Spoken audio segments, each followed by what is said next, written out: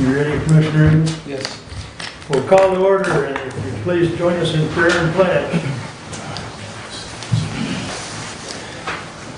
Let us offer thanks for our blessings for one another. Let us be a source of hope for those in need and contentment for those who are lonely. Let us give gratitude for our opportunity to serve our community. Let the feelings of love, kindness, and a well-directed yet gentle spirit always be reflected in our actions. Amen. I pledge allegiance to the flag of the United States of America and to the republic for which it stands, one nation, under God, indivisible, with liberty and justice for all. Thank you. Our first call out to the public. Anyone wish to address us at this time? Good morning, Bob. Good morning, Mark. Good morning to everyone. I guess one thing is I've been looking into was the aquifer issue. State has kind of aligned, putting in any and all wells that has, I'm going to say, permits just to throw your wells in. So it's really crucial to find out what's going on in 2025. That's going to be coming up to everyone for water. It's going to be a hell of a resource that we've got to grab our fingers into and find out what's going on with it. The road commission's coming up with some other things about the primary, the roads. And we're a little bit cautious about what their attempts are because all the chip and seal that's being put down versus a new tar bound. And I think one of the ones was going into North Adams to get with Martin Rhea so that they could get better transportation through that and down those roads. So I would prefer not seeing chip and seal, but again, it's just going to waste away. It doesn't take long for it to deteriorate. So I'd rather look at another primary decision on that because of the funding that's being done for it. County roads, the back roads, gravel roads, still there hasn't been anything done. I've been down Montgomery, been a lot of them, and there still isn't any removal of the berm that's on the sides of the roads, which is they're into the policy. Every spring they're supposed to have that removal, and it's never been done. And our roads are completely down into the ground. We're digging up big stones now, and we have no gravel, and so we're asking to, maybe someone, which I believe it's you, Mr. Ingles, is that correct? But again, Mr. Leninger made a pretty good accuracy of monies and choice of where things are going. And the other two commissioners were pretty much flat in any of the conversation because numbers. And Mr. Leninger brought up some pretty good points. So I felt pretty confident in the gentleman. Other than that, I also, I know that all of you that I had gotten through this was that motion for dismissal on my case, and I know that I passed out to each one of you, as I hope that some have been able to look at. I have, in the past, I had gone through something that was quite traumatic. I mean, I'm looking at 2 to 10 years if this had gone through with Neil Brady. With only a small little amount of information being given to him without cameras, which I'm asking this county to put in the cameras so we can make an accountability of it. But surely when we found that the people that was taken as witness, had lied, and then only Neil Brady took a small little extra line, that's all he had, and was willing to convict me on it until the cameras came out, till the truth. So beyond that, I definitely believe what Mark here and I have had a little dispute, not to say it's between us right here or anything like that, it is within the bounds of the meeting and the things that have gone on. But in the years past, I had really set forth to getting a gentleman, his name is Mr. Albright, and I did not want to see him sheriff. And I went out and I protested anything for him to become sheriff. But Mark Wiley brought up the subject to me was, Bob, you touched too closely, and that means personally. And I was wrong, and I just accepted that. Mark brought that to my attention. I did publicly, and I brought it here as well, and said it very clearly that I apologized to him, or if I had affected him or said anything towards his family. But going back to the point I'm going to make now is that because of what took place on the day that this incident had happened downstairs here with me, and no one else had anything, just a whole lot of nonsense being said, witness lying, you know, this veterans gal saying stuff that never happened, and the other things that she's, you know, and then the other two, it was a terrible thing for me, you know. You look at 2 to 10 years, hey, come on, I want some cameras up, I want some proof, and I'm glad I had the camera with me. But when I was denied any access, and another person was gained access, I blame Mark. Clearly, I blame Mark for not having access. He said it, it's on the screen, it's right on there. Ruth Brown brought it up, the subject. After that was being said, I was condemning Mark. And he called me down there in Camden, and we had a, you know, he was shaking his head no and no and no. And yeah, I believe he violated my 4th and 14th. But at the same time, what Mark's done, whether or not he can do it right in front of all of you, if he can make an apology to me and the public because he lied on this camera publicly, I'd like to let things go, because he brought that to my attention. Mr. Graves brought it to my attention as well some time back about maybe I was doing a little bit too much of, you know, being condemned of something that had happened, and I pointed my finger at Mark constantly. So I backed off. So yeah, just I hope that you guys will have a good understanding of where my point is, and I hope you all have a great day. Any other public comment at this time? There will be another one at the end of the meeting. All right, seeing none at this time, consent agenda, I would entertain a motion. Mr. Chair, I would like to pull the 21-049 down for some discussion, clarification on a couple of things. That would be okay. And Where did you like it put? since I deal with the hospital, just put it underneath me, Human Services. Okay.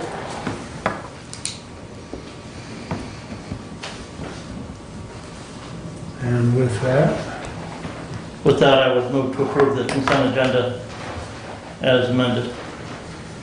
Support. moved and supported. Any further changes to the consent agenda? Seeing none, all those in favor of the consent agenda as amended signify by saying aye. Aye. Opposed, same sign. Consent agenda is approved. Thank you. Correspondence is listed. Any comments on correspondence?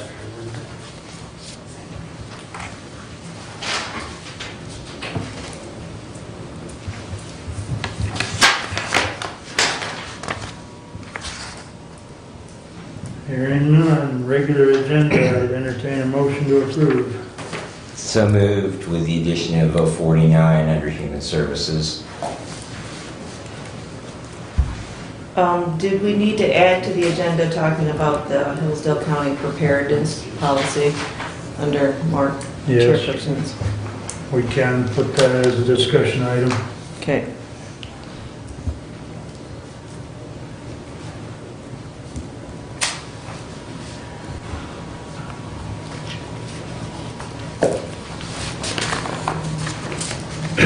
I would like to add underneath Doug, underneath technology, virtual meeting capability,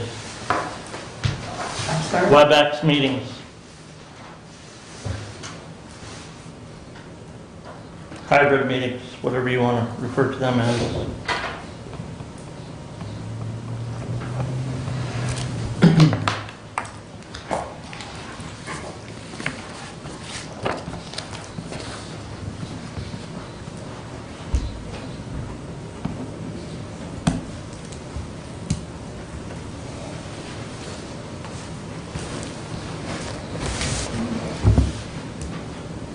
we get support yet? Nope. I'll support the agenda as amended. Thank you. Writing down all these changes. Okay, is there anything further? So we've got 049 in under Human Services, discussion of Webex meeting under technology, and discussion item, the COVID response plan under myself. All right. If there's nothing else, all those in favor of the regular agenda as amended, signify by saying aye. Aye. Opposed? Passes. So that brings us up, and I believe Julie's on. So,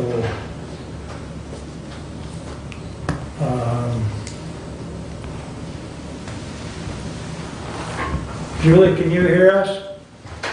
Yes, can you hear me? We may have to turn the volume up a little bit. Brent, would you be so good? Sorry, Julie, I have to.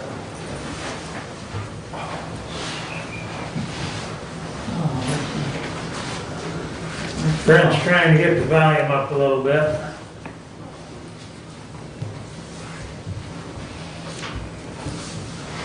Let's try that.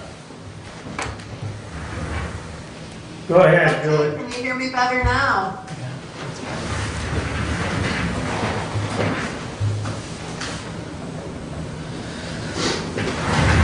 Okay, I think that's as good as we're gonna get, so please proceed.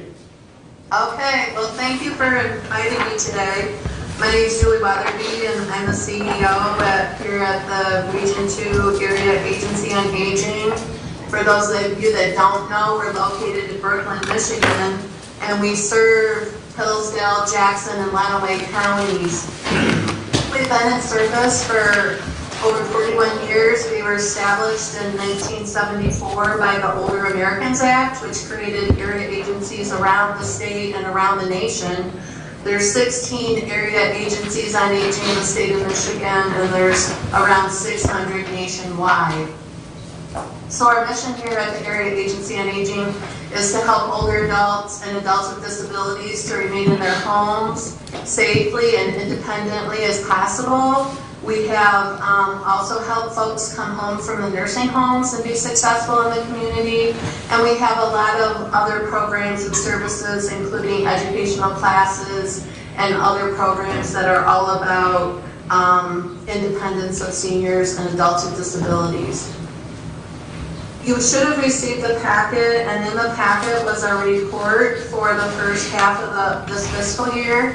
So it runs from October 1st of 2020 through March 31st of 2021. The budget for fiscal year 21 is largely similar to fiscal year 20. If you notice the report before you, the expenditures through March of 2021 are about half of what they would have been for the whole year of fiscal year 20. So that's about what we would expect.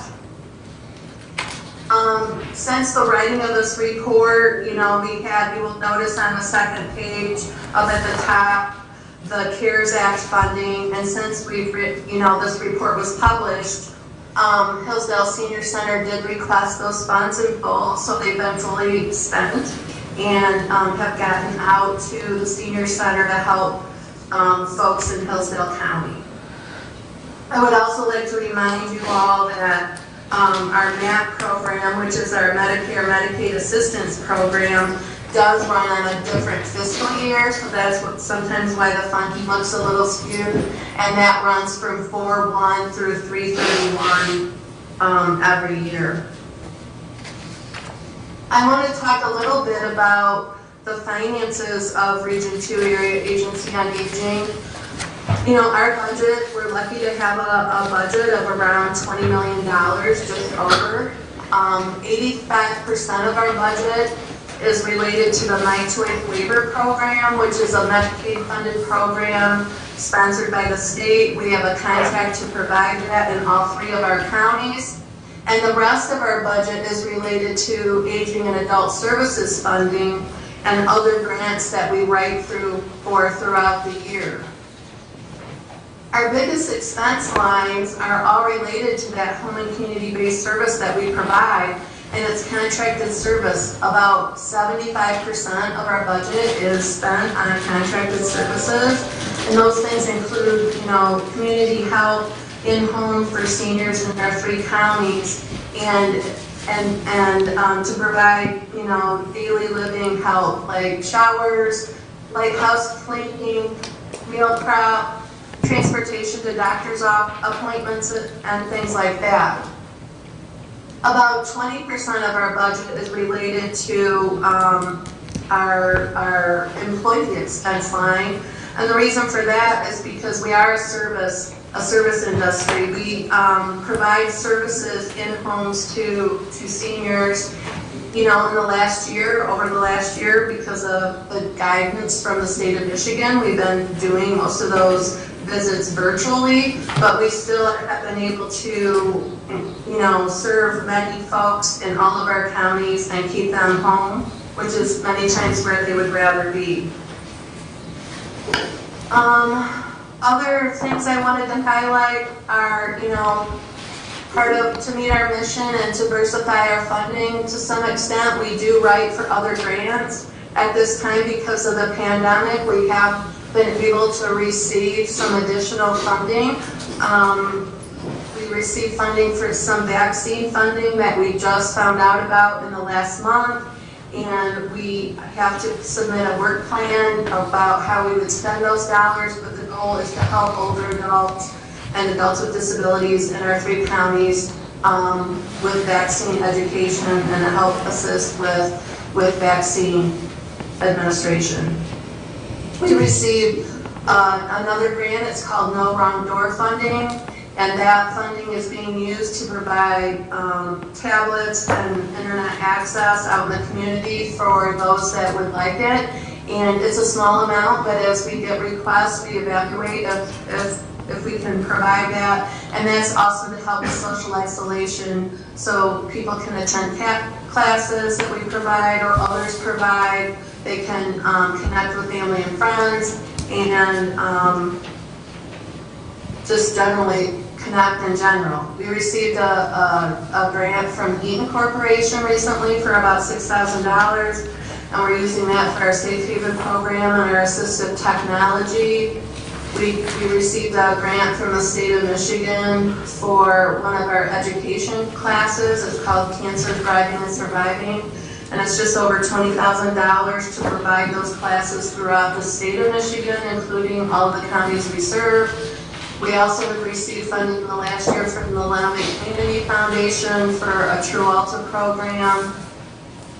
CARES Act funding has been coming, as well as we're expecting other funding coming from the federal government, but that hasn't been defined, or we haven't received those awards yet. And then we just found out through the Michigan Public Health Institute that we joined forces with the AAA 3C, and we received a grant to work with them and the health department in Hillsdale, as well as the emergency committee, to work on making sure plans for emergency plans provide help to seniors and adults with disabilities in Hillsdale County. So we're excited about that partnership. Other things related to our finances, we have successful audits. We just received notification from our third-party auditor that we've passed. We're waiting for the final report, but there were no recommendations or findings. And we also are regularly audited by Aging and Adult Services Agency, and we also do clinical audits for our My Choice Waiver program, and those have all been successful in the past few years. The other thing I would like to point out is each year in June, May, June, we have to submit an area implementation plan, and we have a public hearing around services we're providing. It's a 3-year plan. This year, it's the 3rd year of an update to our existing plan, but we see feedback from the community on needs in the community, and then those needs help inform our plan that we submit to the state. And the state the Commission on Services to the agency actually approves that plan. And so it happens every year, and then every third year we have to develop a whole new plan. So that will be in fiscal year 23 that we will do that. Our funding, you know, we're grateful at the Area Agency on Aging. The need for our services during this pandemic has only increased. And so our funding has been steady and stable, and we're thankful for that. We regularly partner with the Hillsdale Senior Center and have worked with them through the pandemic to help and offer assistance as we can. Each year around this time, it's in a few weeks, and it's due to the state's requirement. There is a transfer that they are allowed to do to ask for more money, transferring from congregate meal funding to the home delivered meal funding. And I'm expecting most of our 3 counties are going to request that because of the pandemic. There's been more home delivered meals needed because the congregate settings are closed. We have an advisory council, and we have 5 members from Hillsdale presently serve on our advisory council. We do have 1 opening in Hillsdale, so if any of you all have a recommendation for somebody that would like to serve on our advisory council, please ask them to reach out to myself or send me their name, and I can reach out to them because we do have that 1 opening right now. We have worked really closely, as I mentioned before, with the Hillsdale Senior Center and Aging and Adult Services Agency about reopening of congregate meal sites, and we're working closely with Hillsdale Senior Center on the reopening of their lunch site. They've taken a lot of great action and protocols and are able to open their site facility safely while inviting seniors to come in, and we're really grateful for that partnership. Hillsdale Senior Center has delivered more than 7,000 meals to homebound older adults in the last few months. And also, I just want to remind you that, and it's something we're talking about here, that we have been able to serve additional folks because of the pandemic through home delivered meals, and that is because ACL relaxed their definition of homebound seniors for this pandemic. And so we thank Hillsdale for their partnership and their work to make sure folks have meals in their home. A little update on us with what's been happening. We're working really closely with the health departments in all 3 of our counties to help schedule vaccines. We've set up special call-in lines for folks to call, and we call and help them schedule their appointments. As you might imagine, it's hard for some seniors to navigate online registration systems. So we are helping facilitate them getting appointments when they choose. And I know Hillsdale Senior Center has done the same. I did mention before that we are getting some funds from Aging and Adult Services Agency around vaccines, and we have received input from our contractors, including Hillsdale Senior Center, on funds that they would like to request. We have to submit a work plan that we haven't, it just came out this week, and so we will be doing that with the input from all 3 of our counties on how those funds can be spent. I already mentioned the Age Friendly grant that we wrote with the health department in Hillsdale. And then we've done a lot of projects to benefit seniors in the Hillsdale County. As already mentioned, smart devices and internet access, personal care items, food and produce boxes, which we coordinated with the Hillsdale Senior Center. We've offered options for telehealth for those that were able. We also added a True Alta program, which is an online program for caregiver support. Caregiver support is really important at this time. We distributed personal protection equipment in Hillsdale County. We were luckily able to help the medical center there in Hillsdale at a time when they were really short of PPE, and we were happy to give them what we had. We are celebrating each year in May. Per our bylaws, we have an annual celebration at our annual meeting. Our annual celebration this year is on May 21st, and we will make sure we give you all an invitation.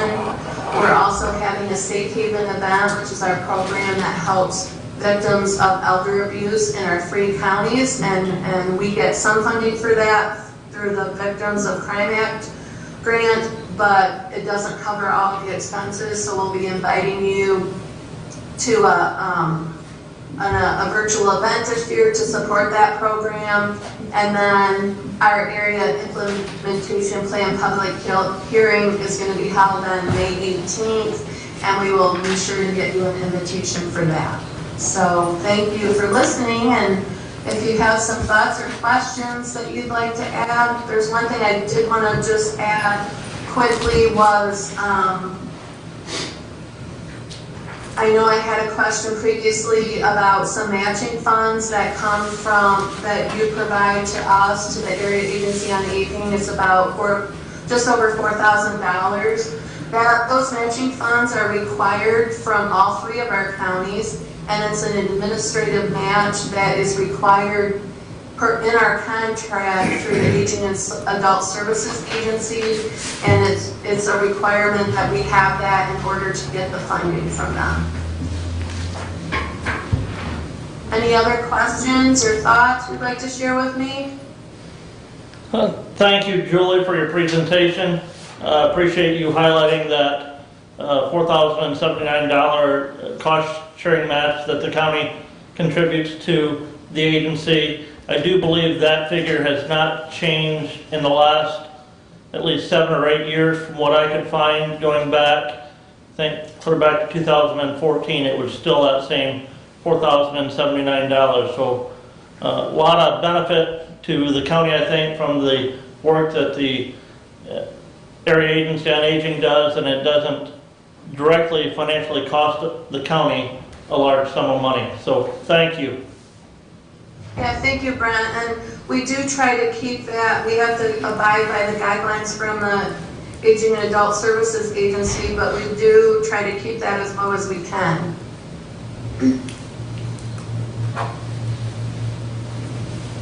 Any other questions or comments for Julie?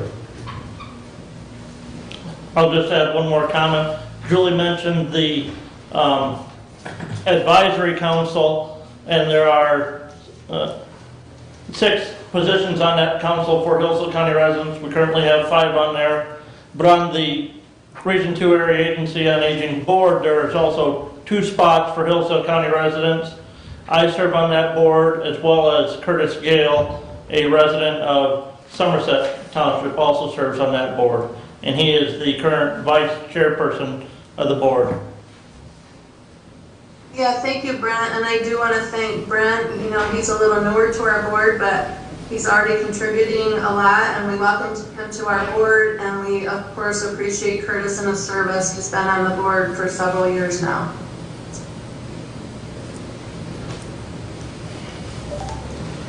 Okay, anything else? Well, thanks for your time, Julie, and for the update. You're welcome. I hope you all have a great day. You as well.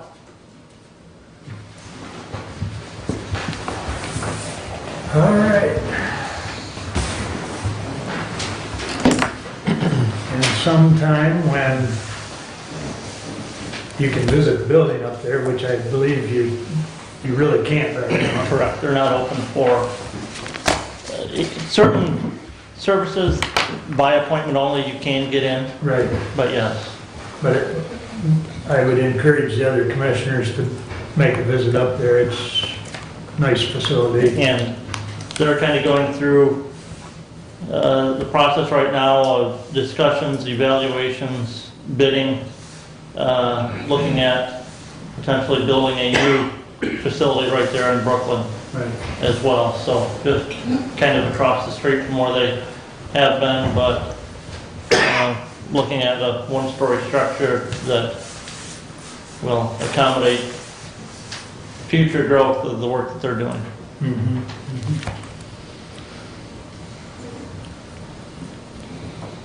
Okay, moving right along, we're right on schedule.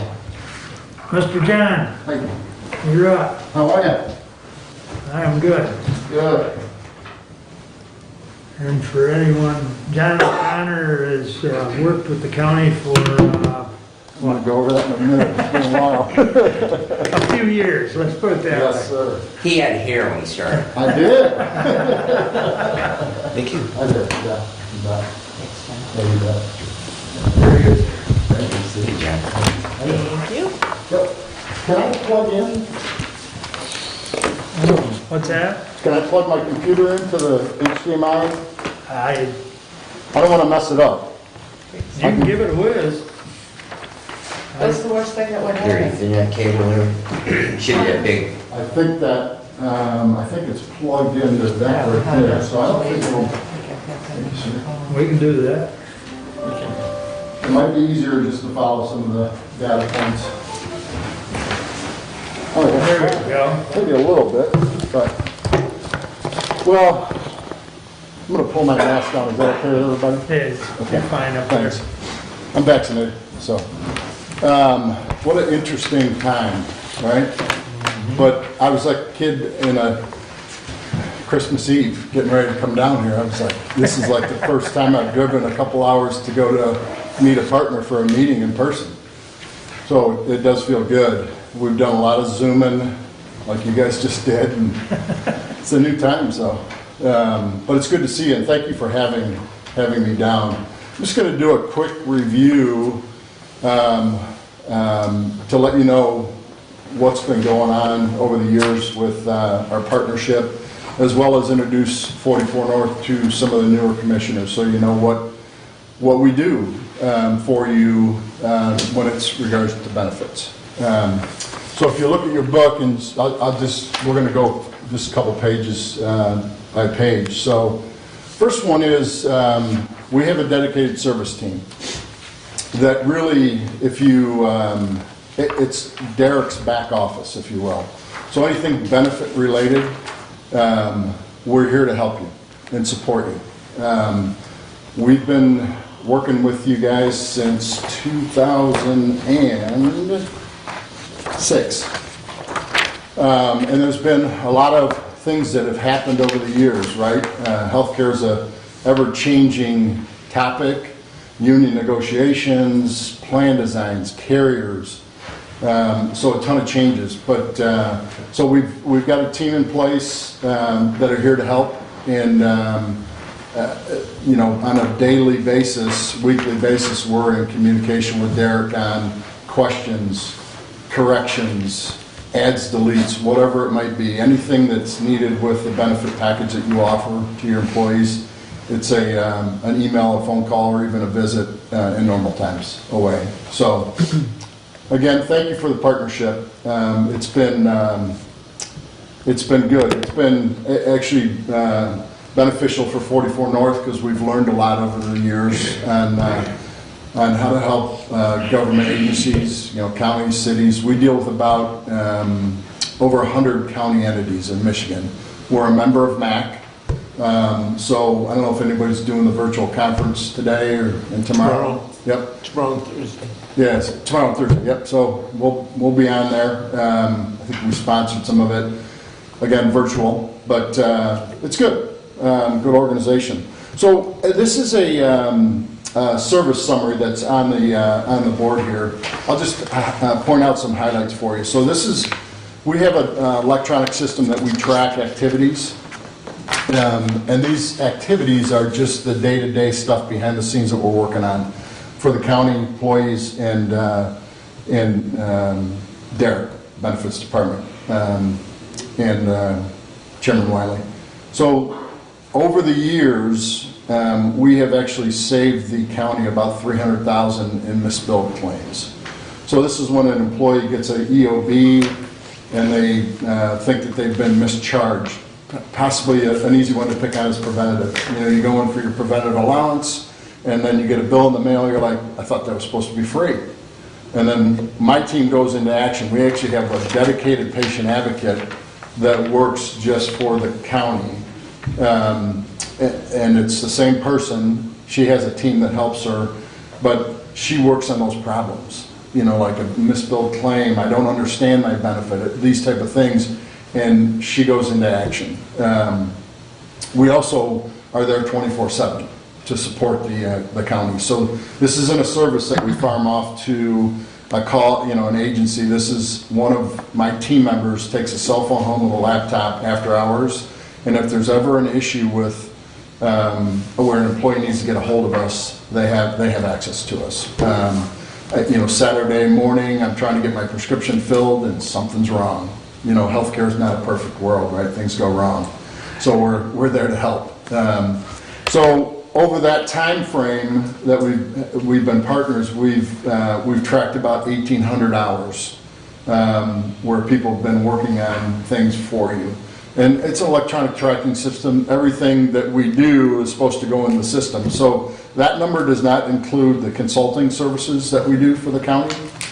That would be my time with the committee, employee education, meetings. Over the years, there's some years where we do, you know, 10 meetings.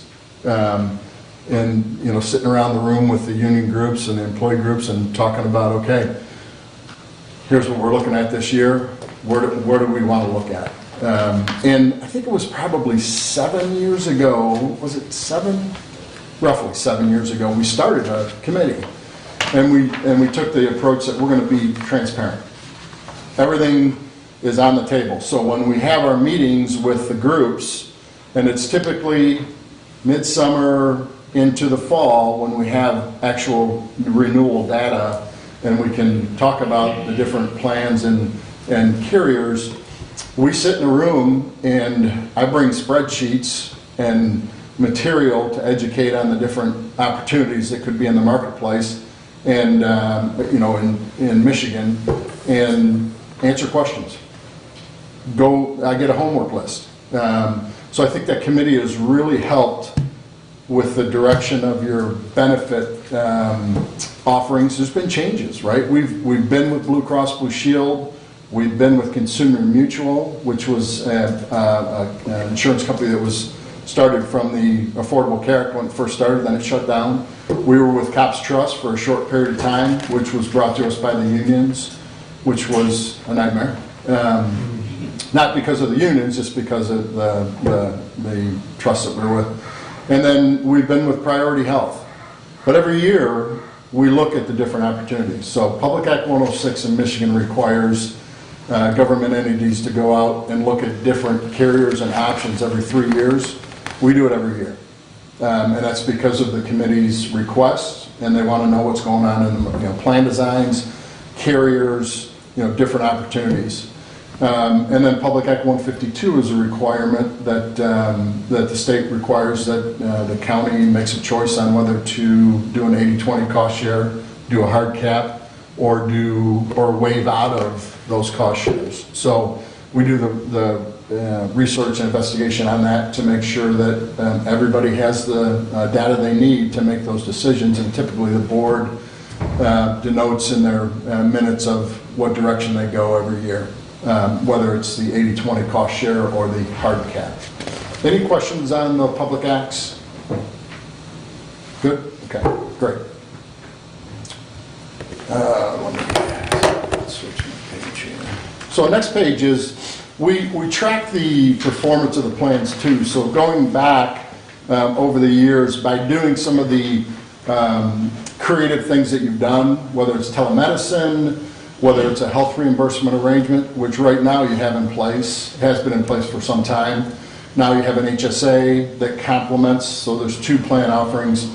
We've been able to claw back about almost $5 million in premium savings. And it's the difference, you know, savings is a hard word to say with healthcare because it's expensive.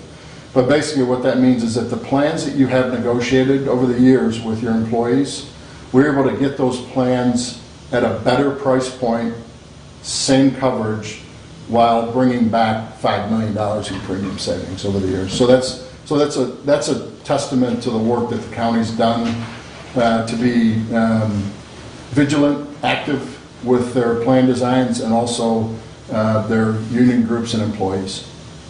And the employees have really leaned into it as well in their research and making sure that they have a voice and can get the plan designs that they would like. So the health reimbursement arrangement over time, this is a model right here. You can see, it's interesting as I look at the data, the health reimbursement savings, this is all the years combined, but you see the lines are becoming tighter. The blue line is a premium that we actually, if we would have bought the plan off the shelf, and the orange line is actually the cost of the plan. The lines are converging, and that's because of the HSA migration. So 2 years ago, we started an HSA, and we're at about 50% enrollment into the HSA versus HRA. So people really engaged in it. It took us a lot of meetings, a couple, 2-3 years, but finally landed on it. And I think this enrollment, we didn't have many questions at all about the HSA, so people really figured it out.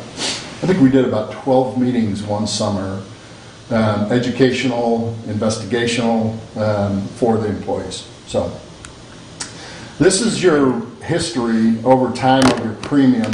So I'll just roughly review, go over the numbers. So basically you guys, the county has since 2006 until year-to-date 2021, every year your health insurance has gone up 1.25%. Now it's not 1.25 every year, it's like this, right? But we're averaging it over time. The significance of that number and the hard work that the county's done is this. So the medical price index for the country ranges between 2.5 and 3.25. You guys are beating that index with 1.25. So the hard work, the headaches, the hoops that everybody's gone through is actually working. Now, when I reference that number, you'll hear about it. The state adjusts the hard caps. These are allowances that government entities allowed to pay for their health insurance if they choose to go hard cap. And they adjust on that number, and it typically adjusts. Last year was about 3.25, but on average since they started 152, the state of Michigan, it's been in the mid to high 2%. So you guys are trending at about 1.25, which is great. So again, I spoke about our safety net. That's the 24/7. That's the service center. You know, Dina is the account executive on my team that works with Derek and the county. This is where we're here to make sure that when you have problems with your benefits, we're here to take care of those problem piles, to help make sure that they work. And also education. So things that we're doing behind the scenes, a little redundant, 24/7 advocacy. We're doing claims auditing, answer billing questions, provider and facility comparisons when it's appropriate at renewal, cost comparison, pre-auth assistance,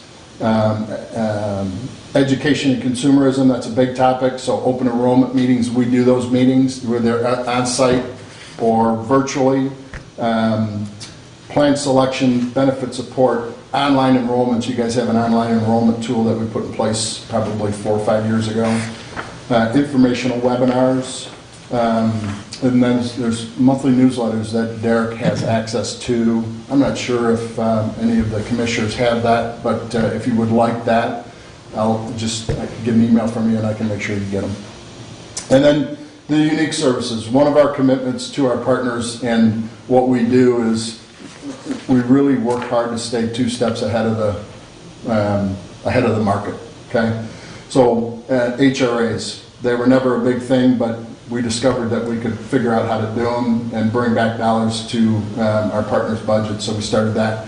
Telemedicine, you guys have been doing telemedicine for 4 or 5 years. Again, 5 years ago, people said, wait, you want me to call my doctor on the phone? You want me to do a virtual chat? And we started doing that. Now it's commonplace.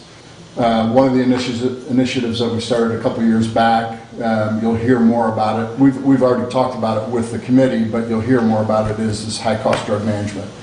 So we have a program to address high-cost drug management and how do we remove the high-cost drugs from plans while making sure that the employee is still able to get their prescription that they need, reducing their cost as well as the cost to the county.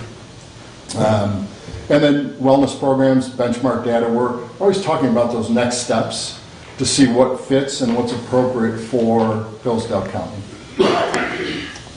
And then this is our compliance team. Behind the scenes, there's a crew of people that help make sure that we assist our clients in staying compliant, not only with the Affordable Care Act, not only with the requirements from the state, but also just HR compliance.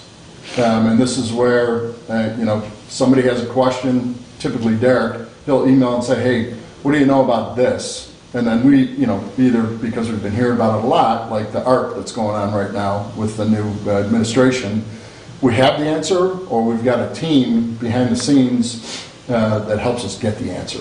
And the team is consisted of lawyers and HR professionals.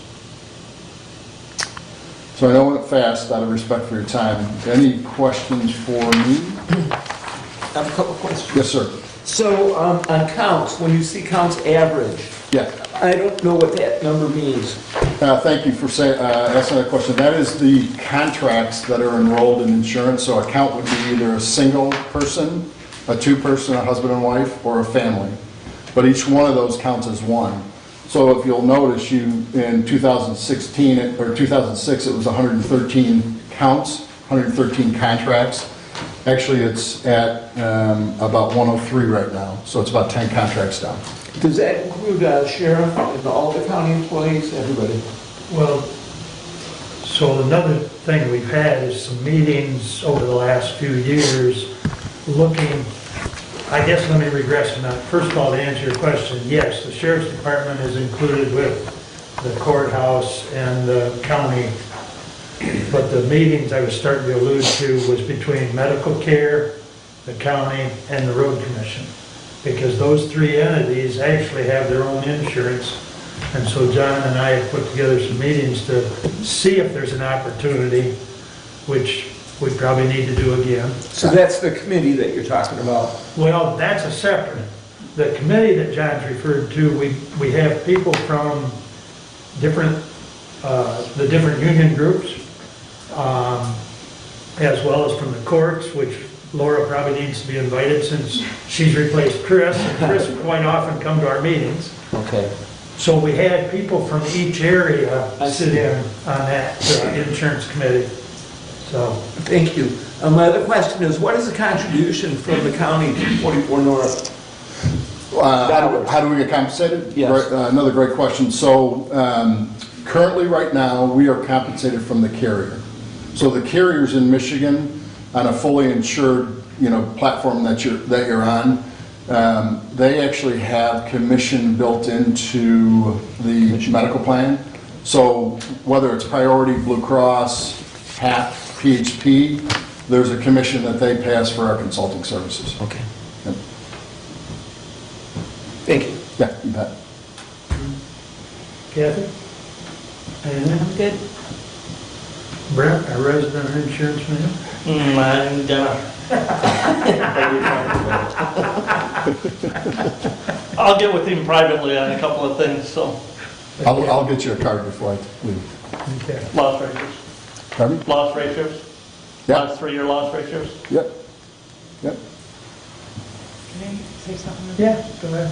Will you please pass on to Nikki that Jody loves her? Oh, I will, yes, thank you, appreciate it, yeah, thank you. That's nice to hear, and it's good feedback. Typically, we don't get a lot of calls on Friday afternoon, people saying, hey, I love my insurance. She has been incredible with me, so. Yeah, thank you, I will. I appreciate that. And I do appreciate the partnership. Everybody loves working with your team, so thank you. We'll continue to work hard, and I'll get you those loss ratios. I'll give you my card so you have my email. Yeah. I don't think I brought my card with me. That's all right, that's all right. Thank you. It's been great working with John and the folks because, And what's the gal's name that was assigned to Hillsdale, to the patient advocate? Dawn. Dawn, yeah. Yeah. We've got it wrote on the bulletin board at home because, you know, you call her and she helps you, whatever your problem is, so, but, real good. Thank you. Appreciate it. Yeah.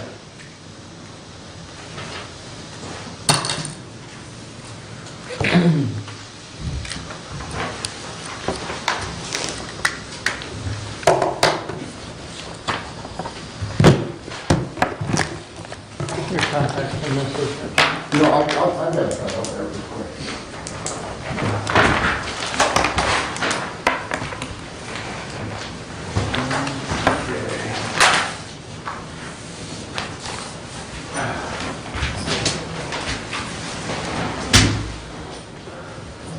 And John had asked me to come down and talk because he hasn't met the new commissioners. I know he's met Brad before, and of course myself, but we do have three that have never had face-to-face contact, so now you do. You can put a name to the face and so on. But And my cell phone is on here, so that's phone anytime. Thanks. Thank you. You still have my I contact? think so, John. Thank you. Thank you. Yeah. all righty. Thank you. Thank you, John. Safe travels. Thanks. Doug, you're up next, sir. Very good. Thank you. Good morning. As you may know, the county has a part-time director of emergency management. That's me.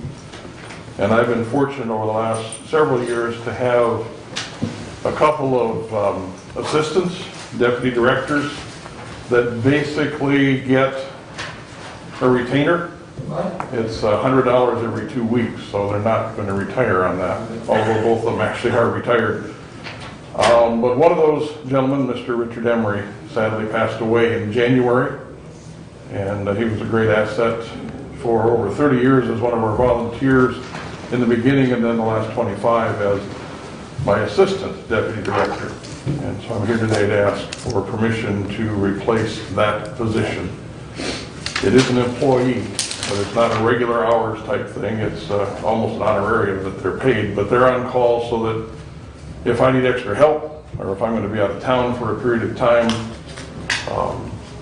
they're trained and ready to kind of open the EOC, get things started. They know who to call to get things going until I can, get back. So that's what this is all about today. Any questions about that? That would still be at the $100 a week? Every 2 weeks, actually. Every 2 weeks. Yeah, every pay period. Yeah. Doug, Sir? will this be advertised for normal channels, or is this just going to be somebody you're going to recruit, or? I'm planning to appoint someone from my volunteer group already. We have a small volunteer group that's been active for years, and the primary reason for that is less training. Because they're already in the system, they already understand a lot of what goes on. There'll be less training for me to do to get them up to speed. Thank you. Mr. Chair, if I might, I will move that we allow Director Sanford to fill the position, part-time position in emergency management. A second. Any further discussion or comments or questions? Just a question for me, we'll eventually let you know who that is, but I do plan to appoint unless you want me to come back here and tell you who it is and do all that as well. Not necessary. Yeah, okay. We're good. Okay. All those in favor of the motion signify by saying aye. Aye. Opposed? Motion passes. Doug, do you have time to be Sure. present for our discussion on the preparedness plan? I'll stick around. With the permission of the board not to hold him up any further, can we take that up at this time? Any objections? Okay. So I sent it out to everyone. Brent replied. I didn't see anybody else reply, but there are some changes that need to be made. And Doug and I have had a few more emails over the last few hours or some such. You want to go, Brent? Well, and I believe, Doug, I can't remember if you and I talked last fall after the last one was approved and stuff, and I had mentioned, you know, how different the county COVID preparedness plan looks from what we've had to complete in my role as a member of the Waldron School Board, and even that preparedness, that response plan that I as an employer was advised to complete from some of those other organizations that I'm a member of, and some of you may have even had your own preparedness response plan look entirely different from what I see as the current preparedness and response plan and what Chairman Wiley emailed out last night. And because the MIOSHA guidelines require, as I read them, specific hazard classification for each job category, and I don't see that anywhere in what was presented. And then, now, and I shared with Mark I was finally able to find a copy of that COVID response plan that, say, Waldron area schools completed last October after the MIOSHA guidelines came out. And we can't do that specific plan because that one was designed for a medium, I thought I brought a copy of that, medium and low risk employer, and the county has some high risk classification employees with the specifically with the sheriff's department.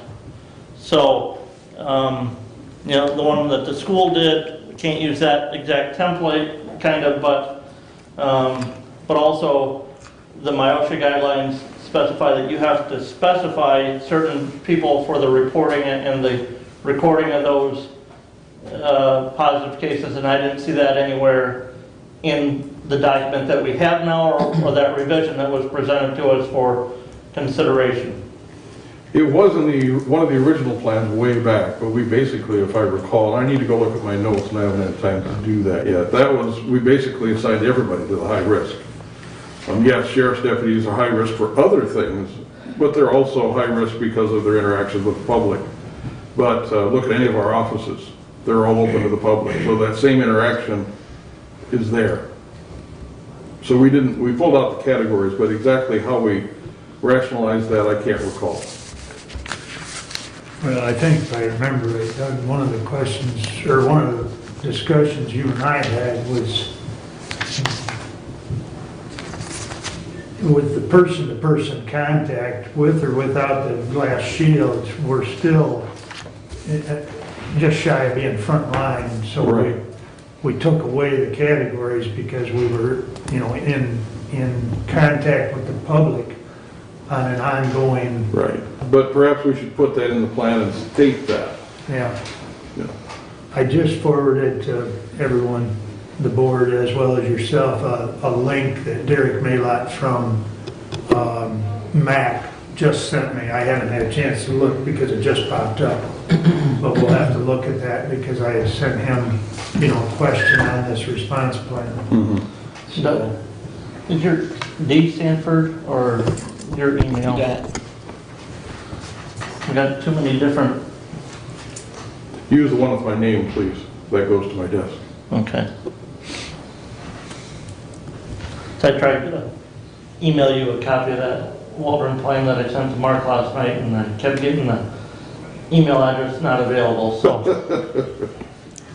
Yeah, I think I forwarded that to you, the one from Alden School, I think. Maybe the not. file was attached. Yeah, but- maybe not. No.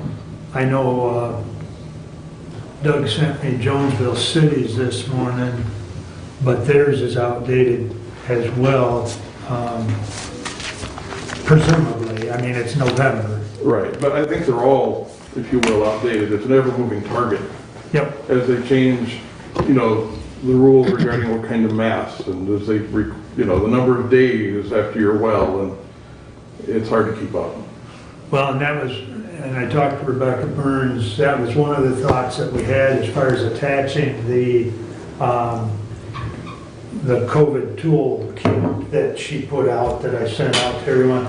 And after talking to her, I looked at the webpage and it's changed. So the version we got was April 7th, and she's updated that as of April 20th. So that would evolve as well, you know. So it may in fact be wise, instead of a copy, just to include the link to their website. Right, right. Because I know she didn't have a problem with us attaching it to our plan, but she says just be aware that we update that regularly, so. Yeah. But I know one of the things that was talked about was the mask usage. Many plans, many offices have gone to wearing the mask when they go from office to office, but not necessarily within their workspace. And I believe that change was incorporated in what I sent out. Because people within their office are not necessarily wearing their mask unless they're dealing with the public, or they leave the office to go to another office. But, so that also, I believe, is a change either in my OSHA or CDC, or it's hard to keep up with where all it's at, but the use of masks has changed. And I heard on the news this morning that there's going to be another change forthcoming today. You know, I don't know if that was nationally or state, because I didn't catch the whole thing, but, so it is a moving target, but I think we're in agreement it needs to be updated. See on how the last time we updated it was what, November? And it still talks about the screeners downstairs, it talks about making appointments to visit the offices, but I don't think any of that is being done. So it needs to be cleaned up. How we go about it is up to this body. I'd be glad to help in any way I can. Brent, are you interested in helping Doug? Yeah. You've looked at a lot of that? Yes. You know, I didn't know if we should send this, you know, we have it to the Human Services Committee or to the Facilities Committee. I think Human Services. Okay. All right, I guess we're up, Brent. I volunteer. Is that what that was? Your hand was up? Well, You speak up, you volunteer. That's right. yeah. Well, you already took time to find several of those links, so, and I did send you this link that Derek sent, and if I get anything back from, I had reached out to Litchfield City because I had heard Doug Terry had a good one, so, you know, not that we have to use it, but it's handy as a reference or an example. You know, some of those, you know, I went looking Litchfield cities, I think I went to Jonesville's website, you couldn't find them on their, I couldn't find them on their website. So, Yeah. Well, and I can share it with you. Doug had a copy of Jonesville Jonesville's. City. I'm sorry? Could you help us with that with Jonesville City? I think you just call the city manager over there. We've got I mean, I Jonesville's. can call him. It's Litchfield's that Okay. we're looking for, but All right. I can get a hold of Doug on that, but. Any other comments at this time, or do we want to try and get this reworked and back in front of us? I do have a comment. I'm curious, did everybody see the yellow highlights in the document or not? I will preface it with this. When I looked at it on my phone, I couldn't see yellow highlights. When I look at it on my iPad, I can't see yellow highlights. When I was on my computer at home, which it opened up in Word, I could see the yellow highlights. So I'm not sure if everybody's looking at them on their iPad, they actually aren't seeing the yellow highlights, which were, I think the added amounts were the yellow highlights, is that correct? Adds or changes. Yes. Rewording like Right. that. I removed the screener Right. reference because we're not Right. screening. So maybe you guys didn't actually see the changes that were being proposed. Because I will say until I got home and yesterday I opened it up on my computer at home, then I could see what you were changing and it became much more clear. And I'm good with the changes. You know, I don't have a problem with that. I didn't realize they couldn't see them, so. Not on our iPad, because I think what the problem is we don't actually open them up in Word. Right. And whatever Okay. it gets, whatever we're utilizing in the background, it'll show the strikes, but we're not seeing the yellow highlights. I don't know if that's something with technology Dave can tell us and change on these iPads, or if that's just a shortcoming of how we're getting our information. Maybe if I saved it as a PDF, we could try that. Okay, I sent it out originally because I was looking for input. right. And you can actually make changes and send Yes. it back in a Word document. Right. With a PDF you can, but it's a little more Right. difficult. Right, right. But the one thing I guess I also would like to address is what is it that we're asking our employees to do versus what we are doing ourselves? And one of those is that on page 1, under personal protective equipment, it says any in-person worker able to medically tolerate a face covering must wear a covering over his or her nose and mouth when in enclosed public space outside of their own assigned work area. So if that's the case, as commissioners, I think we fall under that, and I don't know that we follow that. And I don't know how, as a commissioner, we can require or ask of our employees that which we won't do ourselves, when it's a policy of the county. So, I have a comment.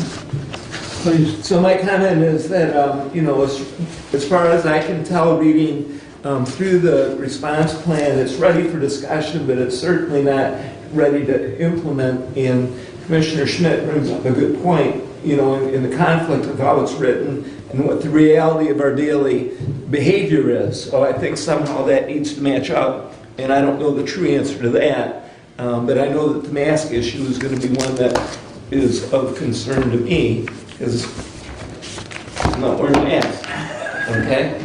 So, that being said, going to committee to rewrite it, to me, is the right choice at this moment. And as I look at it, there is one point that really jumps out at me. It's regarding the visitors, and it talks about visitors entering the building. All visitors shall be screened at the entrance. I'm not sure what that means. And again, I think that was, what number is that, Commissioner? What page? Under visitors.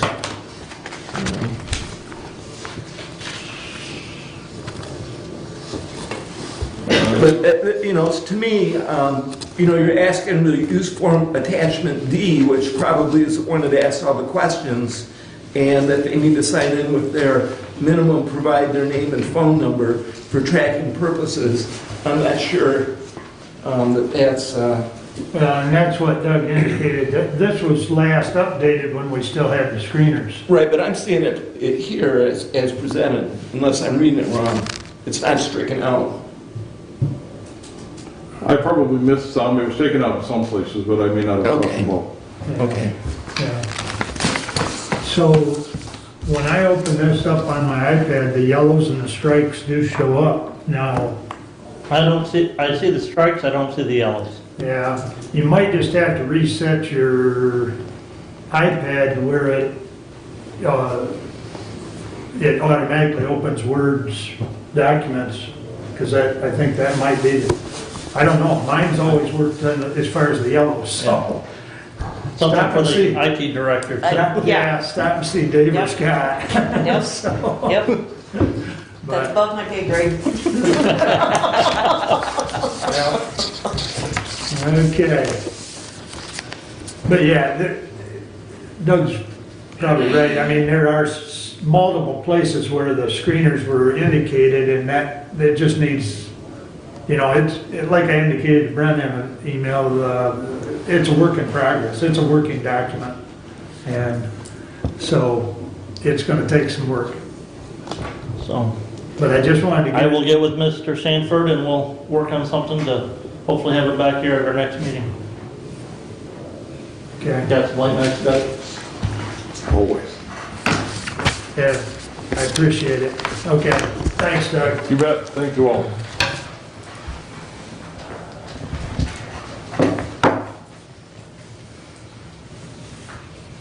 Oh, Doug, did you have a chance to send a note or to MMRMA, or did they not respond, or? I sent the email at the office, but Yeah. I hadn't seen anything back the Okay. time I came here.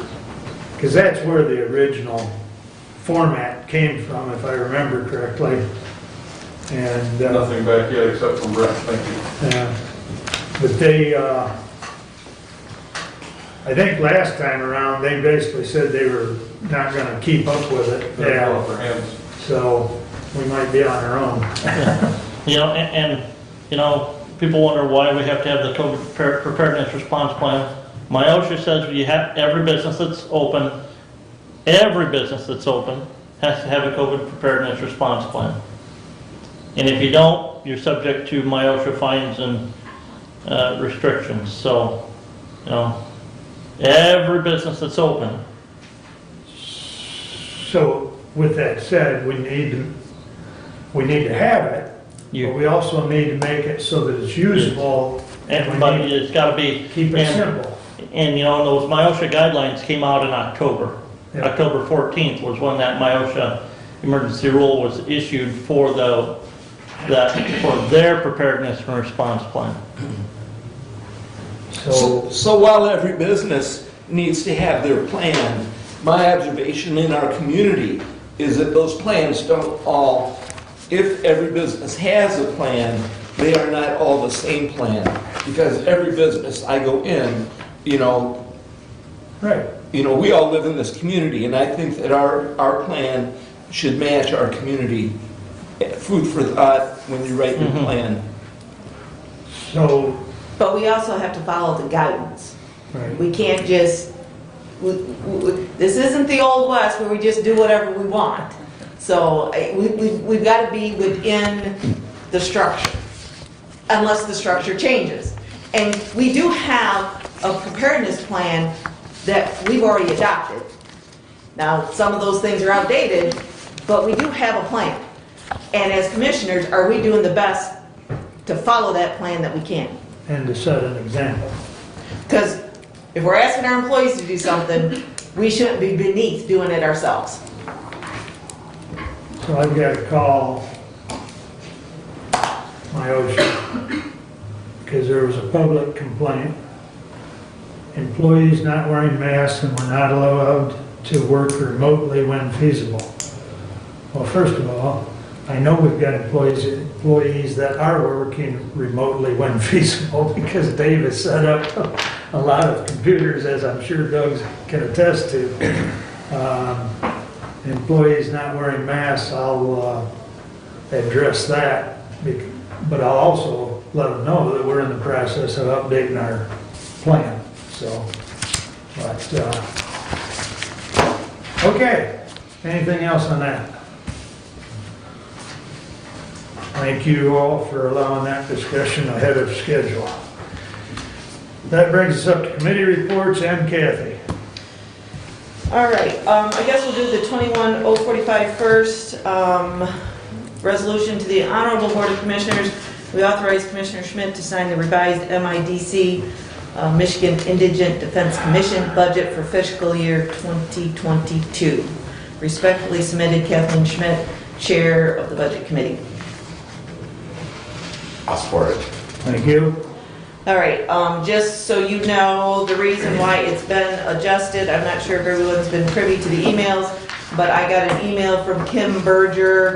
I guess I'll just read the email, maybe that'd be the easiest way to do it. During the April 13th, 2021 Commissioners meeting, you approved the budget that I submitted for fiscal year 22. However, since that time, I have received clarification that the local share is based off of the 2019 year instead of being calculated cumulatively. Therefore, I had to revise the budget accordingly. The good thing is I am submitting the budget that reduces the county share by $4,895.71. I will therefore need the commissioners to approve the revised budget that is attached to this letter, and if you have any questions, please let her know. So that revised budget was in our packet, and essentially if you go to the third page of the budget, you'll see where the county share was reduced to $112,642.68.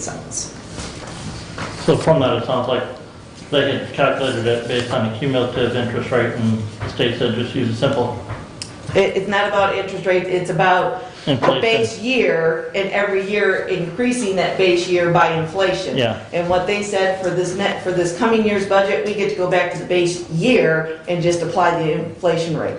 So what we did is apply the inflation rate to the prior year contribution. So that's why this year it won't be cumulative. We don't necessarily agree with that's how it should be done, but if the state who is in charge of it tells us that's how to do it, we're doing it their way. If it saves us $4,000 and save us $4,000. Well, my only question is will it not save us $4,000 because going forward how will they calculate it next year? Well, So we might save $4,000 this year, but the rate of increase Right. next year might be greater. It might, So, but we live Yep. within the year Yep. at this point, Yep. so. Yep, $4,000 is $4,000. So that's why it was it's like a soap changed. opera as the world turns. You just, So anyways, at the last meeting, you recall, we approved it. So with this change that Kathy just read, we need to vote on the resolution that she just read, and then that's what will be submitted to the state, Yep. not what we approved at the last meeting. So just for clarity. So is there any further comments or questions? Hearing none, all those in favor signify by saying aye. Aye. Those opposed? So 21-045 passes, thank you. And then I think what's up, Derek is gonna speak on the budget comparisons. Derek, the floor is all yours, please.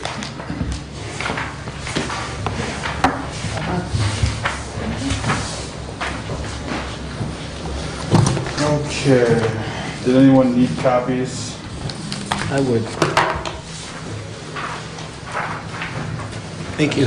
Thank you. I've got it on here, Derek. Yeah. I told them increase. Did you get my voice message?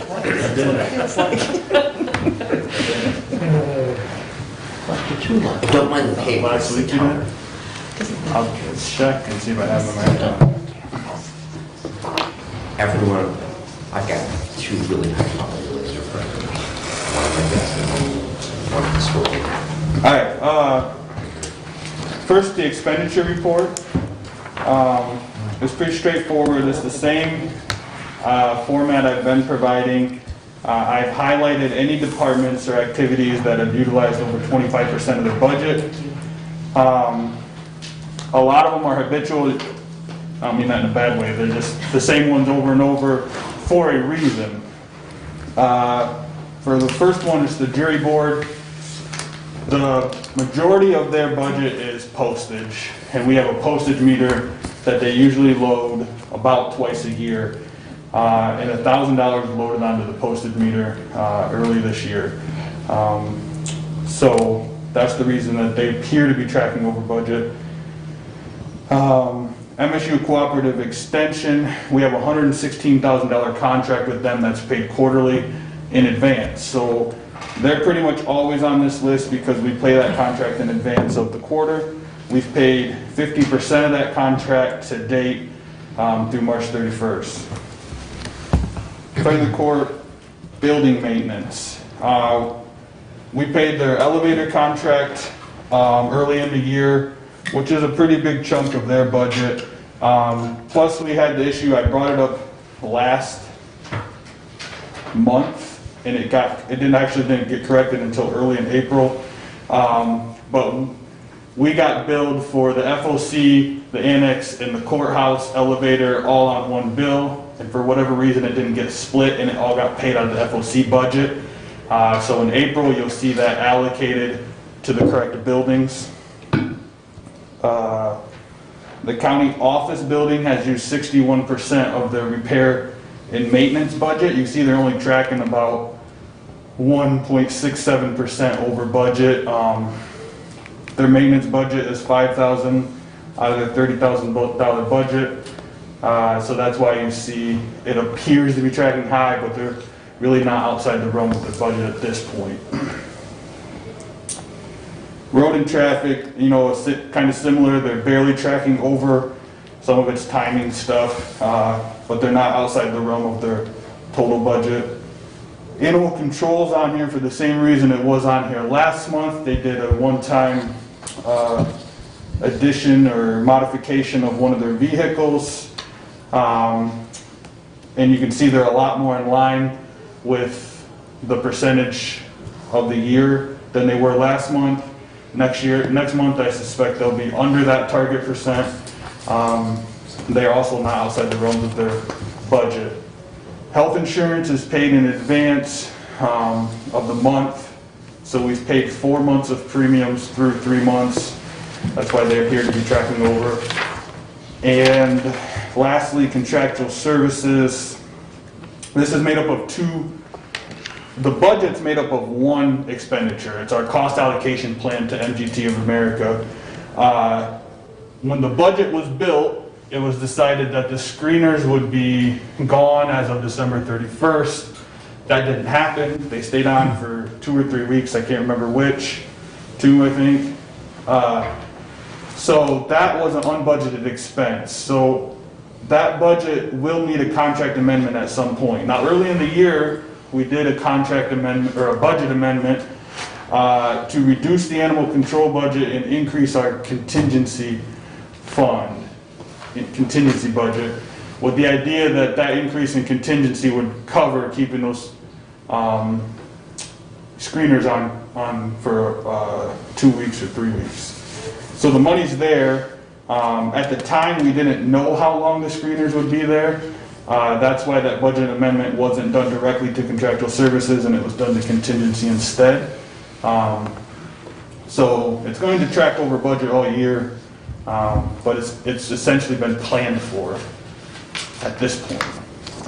So that's all of the expenditures that, Derek, Yeah. if I may, I think we did pay for screeners for the full month of January, because I think we extended it to the end of January, and then it did not get extended beyond that. So it should be that 4.5 weeks, depending on how many weeks January, just as a point of clarity, I think that's correct. so.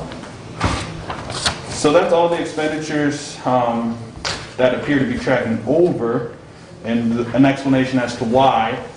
If anyone has any questions on any of the other budgets, I'd do my best to help with those as well. But nothing else looked out of line as I went through these. And I guess I would point out, overall, we're tracking at like 20.7% versus 25% the target. Not that, that's written in stone anywhere, but that's a good number at this point, so. One thing I like to usually point out is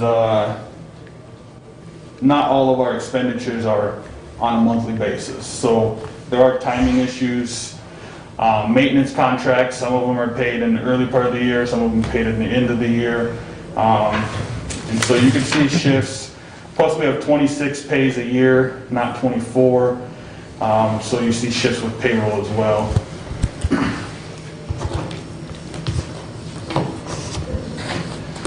Any questions on the expenditures? Okay, just to briefly talk about the revenue. A couple things to keep in mind.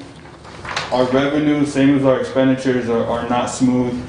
Even more so with the revenue, we have a lot of revenue that is transferred toward the end of the year. For example, most of our tax revenue is received into a trust and agency account and then diverted to the proper funds. So you won't see the tax revenue, until basically our final report. A lot of our contributions to the general fund are large lump sums. They're not on a monthly basis. So that all said, the document you have in front of you, it breaks down our revenue by, I think there's 7 categories there, or 9 categories. And it shows you where we are today versus where we were at March of 2020. There wasn't anything overly glaring as far as variances. I won't go through every category, but if anyone has any specific questions on revenue, I would be happy to try to answer those. You'll see I made a couple notes on one of the pages that some of the items that were receipted in the early part of 2021 will be accrued back to 2020. Those just haven't been picked up yet. They should be in the next week or two, as the auditors are set to be here at the end of May. So our goal is to get all of our book work done by then. ready to be audited. So we'll need to have all those types of journal entries done by then. Derek, what's the 65,000 reimbursements and refunds? It doesn't show up in 20, but it's in 21 budgeted. Yeah, so this is the office building debt, the debt for this building. Okay.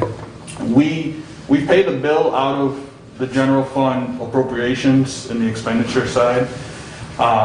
And we actually reimburse the general fund from the debt retirement fund. So the debt retirement fund is actually what tracks the progress of that. And the general fund shows the money going out and the money coming in from the debt retirement fund. Thank you. And this is the first year we're paying the principal payment on this building. Right. Because we were interest only for the first 5 years. I can't remember off the top of my head. 5 years, I think. That won't be till October, because we just paid the interest May 1st.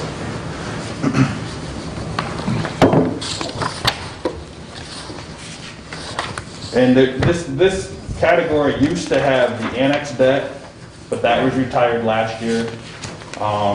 It used to have the sheriff building debt. That was retired about 2 or 3 years ago. So now we're just down to the office building, and pretty soon, or next year, we'll have the HVAC debt added on here too. Okay. Anything else? Questions? Questions, anyone? And then I'll also briefly talk about the special revenue fund, which I didn't print off because it's 50 pages. Yeah. A lot of these funds are grant funds or program-specific funds. So they're not necessarily funds that are available for use within our general operations. They're usually pretty specific. If anyone has any questions on any of these, I'd be more than happy to help. I would prefer on these ones to have some kind of questions or some kind of discussion in advance, because as much as I try to keep up on every single fund, a little prep time is always nice to answer questions. So I will tell you briefly that all the 211 funds are grant funds from the district and probate court. I can tell you that the child care funds are 292s, and the veterans funds are in the 295 and 296 range. Our self-insurance fund is really how we fund our workman's comp. That's 296, and that was pretty important. And then our building inspection fund is 542. That one's also fairly important. So if anyone has any questions on any of those, don't hesitate to ask. Other than that, unless you have any questions, that's all I have. Derek, just on the subject of the special revenues, I recall several years ago there was discussion about cleaning that up, and I've been gone for a while. So have we gone through? I see the chair was shaking his head yes, because we had a bunch of funds that were basically, there was dollars that were hanging out there. They weren't utilized any longer. Have we made progress on getting those cleaned up? So basically what we're seeing are all current things that we're using. Yep, definitely. We spent quite a bit of time trying to remove any stale balances that we could, to wherever we could. Anytime the general fund could use them, that's what we did. There was actually even one fund, the board, this was a while ago, just for a little history, where we had like 35,000 from an old debt retirement fund that was allowed to be transferred back to the general fund. And instead of taking it all at once, the board voted to do it in $6,000 installments over the course of years. So we had like a $6,000 addition to our revenue budget every year for like 5 years. And there's been other times the board has decided to just move it all in one lump. So we try to look for those anytime we can and stay on top of that. Thank you. And I don't believe there was, it might have been mentioned of maybe one last year by the auditor, because the auditor looks at that too, to see what ones we can clean them up. Now, the auditors have talked to us a little bit about our trust and agency funds. Okay, And those need some attention that we haven't been able to give them as much as we would like. So, yeah, that's definitely an area that we need to shift a little focus to, because we do have some stale balances in our trust and agency funds for sure. It was namely marked, if I may, the tax revolving funds. yes, We would put them in the trusted agency and then transfer them later, and that was one of their recommendations to not do. okay, So we are doing that the correct way now, okay, this year. thank you. I knew there was something in last year's audit, I just, okay, Yeah, and that's a pretty big change, you know, and instead of receiving all in the trust agency and doing one journal entry, we receive them into the proper funds as they go. Makes for a longer report. okay. Any other questions? Any other questions or comments for Derek? Thank you, Derek, appreciate you coming up. No problem, thank you. If you do have any questions on those special revenues, like Derek said, if you can email him, then he can research, because some of them are, they're not really a black and white answer right on the surface, so. Right, right. And quite frankly, whenever the reports come out, if you have specific questions, sometimes it's better to just shoot him an email so he can be prepared for that question at the meeting here. Right. I think other than that, I got a couple more things. One of the things, I met with several department heads, Dave Holcomb, Derek, Stephanie, Marnie. Dave Holcomb is kind of spearheading us changing our chart of accounts.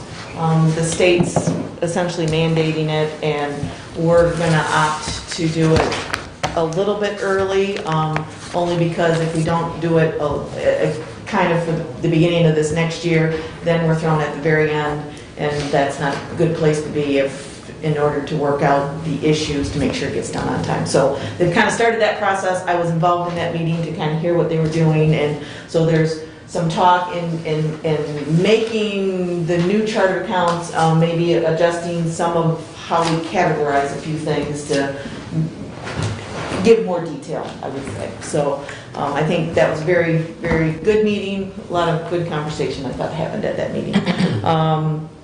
Other than that, I've been to my round of meetings in my district. I guess the two things that stand out for me was that Litchfield canceled their sweet corn days. The city of Litchfield, again, it had to do with in consulting the health department and what they would have to do to try to have food vendors and crowd control. They didn't think that they could get it done. And then the village of Jonesville canceled the summer rec program, kind of the same thing. They didn't think that they could do crowd control and abide by the guidelines as they were written. So kind of those were those two things. So other than that, I think I'm good unless I've forgotten anything. So, Questions for Kathy? Okay, Brent, that's up to you. 21-049, let's talk about that. And, Mr. Chairman, this is written, we recommend authorizing the chair to sign the memorandum of understanding between Hillsdale County Board of Commissioners and Hillsdale Hospital in order to participate in the 340B program, which the hospital commits to provide health care services to low-income individuals who are neither entitled to benefits under Medicare nor eligible for assistance under Medicaid. This agreement is executed on September 14, 2020 and shall continue until terminated by either party upon not less than 60 days prior written notice to the other party, respectfully submitted. I guess just looking for support. Thank you. Yes, thank you. Yeah, Mr. sorry. Parliamentarian, you need to have a motion to support before we can discuss it. Thank you. I stand corrected. Okay. Your Just question is? some background on this. Is this something that's been done in the past? And Yes, we did this, it was about a year ago I signed the first one. Now whether, I don't recall if we got a resolution on that or not.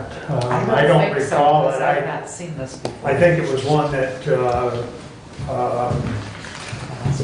yeah, the hospital brought to me or maybe brought it to Bruce's attention. I don't recall for sure, but I know I've signed one once before. In talking with JJ, he thought it'd be better, more prudent if we followed protocol. And signed it and had a resolution to, follow with it. What it is basically what it says. and reading it, it looks like it's more to specifically to deal with a certain drug program and stuff. The county's involvement is strictly aesthetic, so to speak, to acknowledge it, so that when they fill out their paperwork, with the state or with the Yeah. feds. Or with those drug carriers or whoever. I just wish we wouldn't be doing this in May, going back to September of last year, I won't disagree. or April. I won't disagree, and I asked him exactly the same question. And he said, well, and then I got the political answer, which you don't want to hear. So, I mean, it just got lost in the paperwork, basically. But I personally don't have a problem with it myself, but I wanted to make sure it was brought before you all, so. And if I'm, Please. I appreciate you bringing it to us, because if we were signing an agreement without the board authorizing the chair to sign an agreement, it just kind of breaks the protocol. So I do appreciate it. It just, when I was reading through it, I was just kind of, we have a memorandum of understanding. I don't really understand, because what we, as the county, are assigning to the hospital, because we're not giving them any financial contribution. They're not really providing they are within the citizens of the county, but I'm just trying to understand what, other than to check a checkbox on some form of application, what our role is that we are agreeing to in this memorandum of understanding. It's basically that, Brad. I mean, it's basically for them to check off the box that we are on board with them participating in this program. In a nutshell, it's just that simple, which we have no skin in the game other than just saying, yep, we understand you're doing this. The only skin we would potentially have in the game is if we don't grant the hospital the authority to do this, and they then can't participate in that 340B program to maybe get lower reduced cost drugs for those low-income or non-Medicaid qualified, non-Medicare qualified individuals who don't have other health insurance coverage. We're maybe going to see increased cost passed on to our other residents of the county, or we may see, heaven forbid, the hospital close because they can't financially can't afford to continue that service. And I realize that they have obligations, that they are federally required to provide those patient cares to basically anyone who shows up at their door. So I do understand that, so. I hate to say this because it's the proverbial government paper drill, is basically what it is, so that they can check off a box to keep moving forward, much as, Mr. Langer said, I don't like that type of thing because it's just checking a box, as you put it. But without doing it, it leaves them on a limb. And I guess that my follow-up to that is I would echo Commissioner Weiner's comment that if we could possibly reinforce to the hospital that we would like to see this stuff before rather than after. I will. Because they are asking something from us, so. I will reconvey that because I'll guarantee you this will come around next year and we'll want to stay in front of it. So, but Well, but does it because the way the resolution is written, it's continue until terminated by either party. yeah, I know that's what it says, but I just gotta, I'll have to double check with him when I, Till SSA changes the rule, then it'll have to be changed again, yeah. and that'll be later this year. All right. Did all the questions get answered? Are we good? Ready to vote? All in favor, signify by saying aye. Aye. Opposed? 49 passes, thank you very much. Had communication with Matt Shane after our last meeting. They had posted the internal, they had posted the position to replace the staffing who left there and came here to the equalization office.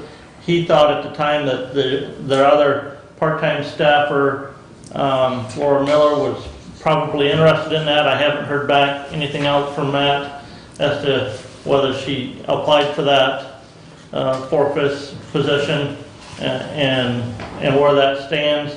They do have approval from the hierarchy at Michigan State University to post the position for the full-time extension educator. That's the position that Enza Raymond is stepping down from in the county.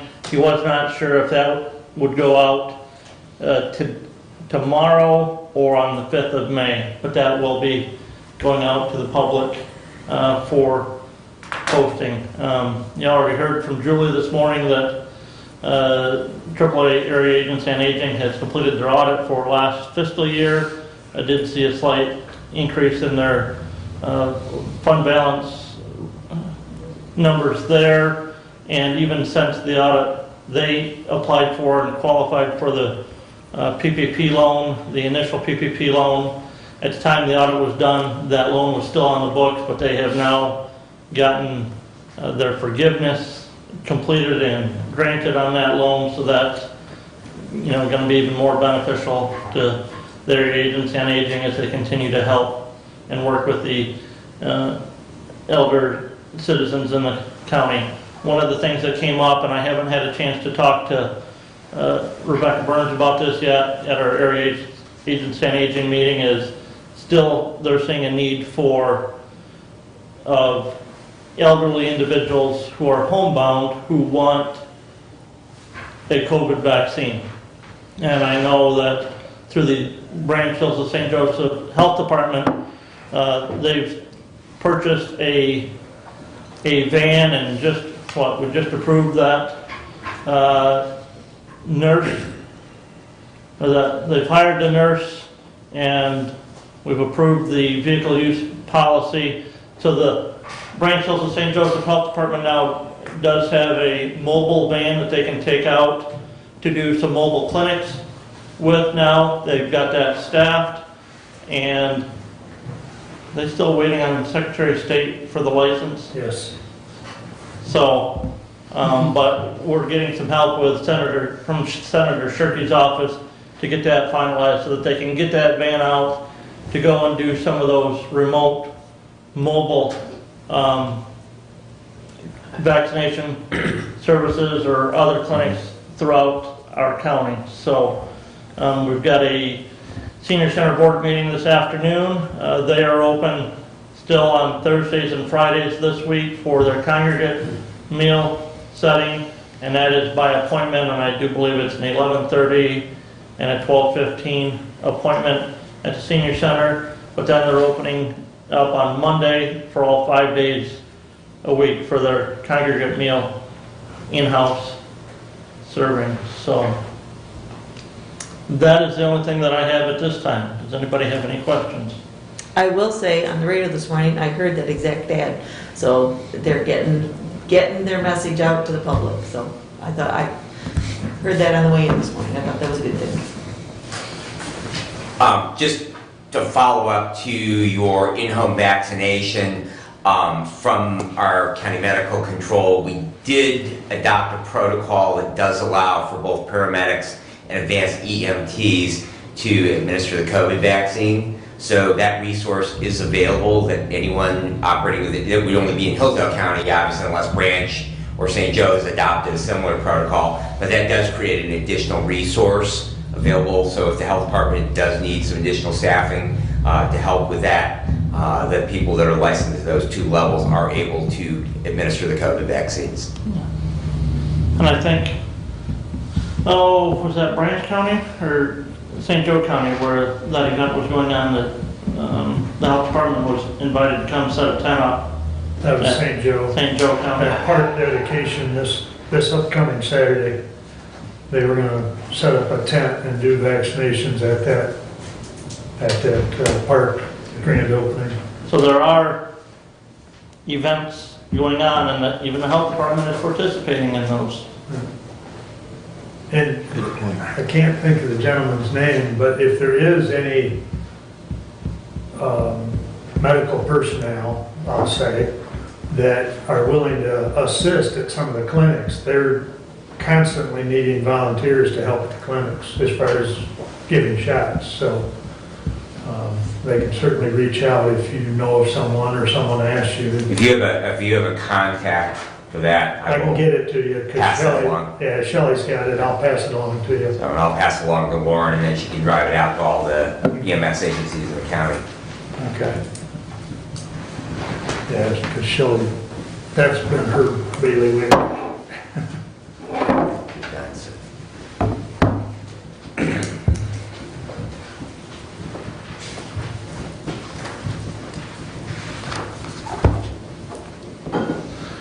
Yeah, I think she's got an email as well as a phone number for that Okay. person, so I'll get Yeah, that I'll to you. get that to Lauren at the hospital, and she can drive it out to all the EMS agencies. Thank you. So she's volunteering again Wednesday. Not even sure where the clinic's at, but I know the health department is still doing clinics almost daily in one county or another, so. And J&J vaccine is back I saw that. on the Thank you, kind sir. availability. Any other comments or questions for Brent? Brad, you're up. All right, not public safety related, but Commissioner Weininger did not mention CEA. We did not have a meeting. Traditionally, we do not have meetings in April. We had some talk about, we got our audit back, that we were going to have might have a special board meeting for the audit, but that was not done, so we'll be doing that in May. I did attend the Emergency Telephone Services Board meeting last week. There were 4 staff transfers out of Hillsdale Hospital in March. Their new radio councils, which you may recall that the previous board had authorized them to spend, I think around $250,000 to buy. Basically, those are what they actually dispatch from. They have those up and running with a few hiccups, but for the most part, they're up and going. They do have one new hire that is about through the training program and ready to go into the trenches. And they currently have 2 open positions out there at 911. They try to do those in groups of 2 to 3. Any more than that, they get kind of overwhelmed with space and to be able to train them at the center. So, but there are a couple of positions, so if you know of anyone who would be interested in being a dispatcher with Central Dispatch, I believe that information is pretty readily available with their application and a job description of those positions. If not, I do have those. Last week I did attend the River Raising Watershed Council semi-annual meeting in Blissfield. Really nice event out at the pavilion right next to the river there. There's about 75 folks in attendance. They actually had to approve the minutes from the past 3 of those because they have been meeting virtually. And so this was their first face-to-face. They meet twice a year all together. Just kind of a little interesting facts about that. The Watershed Council was established back in 1974. So for those of us that were young teenagers in the 70s, going through high school and all the early days of the Earth Day movement and those things, it's interesting to see how long they've been established.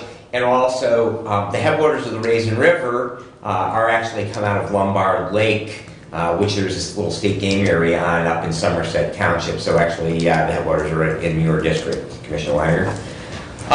The only item I have for you from the district, our last meeting was about halfway through the meeting cycle, is I have been getting a little bit of feedback about the Lake Pleasant drain. They are going to have the final public meeting on that on April the 29th at the Jefferson Township Hall. It affects like 6 townships in the county. It's a big project.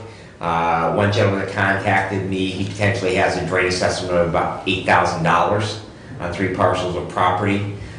So it's a pretty expensive project. I think bids are running $800 to $1.4 million on that project. And so just something to follow. I know in our public notices on the county website, there is some information on that, but it is a big project. And so if you do hear some feedback, you might want to just kind of get up to speed on that project. On that, Commissioner, I thought that I had talked to Drain Commissioner Ward, and I was thinking that the bid that was awarded on that, because they had 3 bids that came in, the one was actually a local contractor, and I was thinking it was 600 and some thousand, but don't quote me on that exact figure. And he was a lot less than the other 2 bids that were received. When I went down and saw Karen the other day, that the one bid was really big difference between the low and the high. And that meeting is because the Board of Determination has determined that this work needs to be done and is to be done.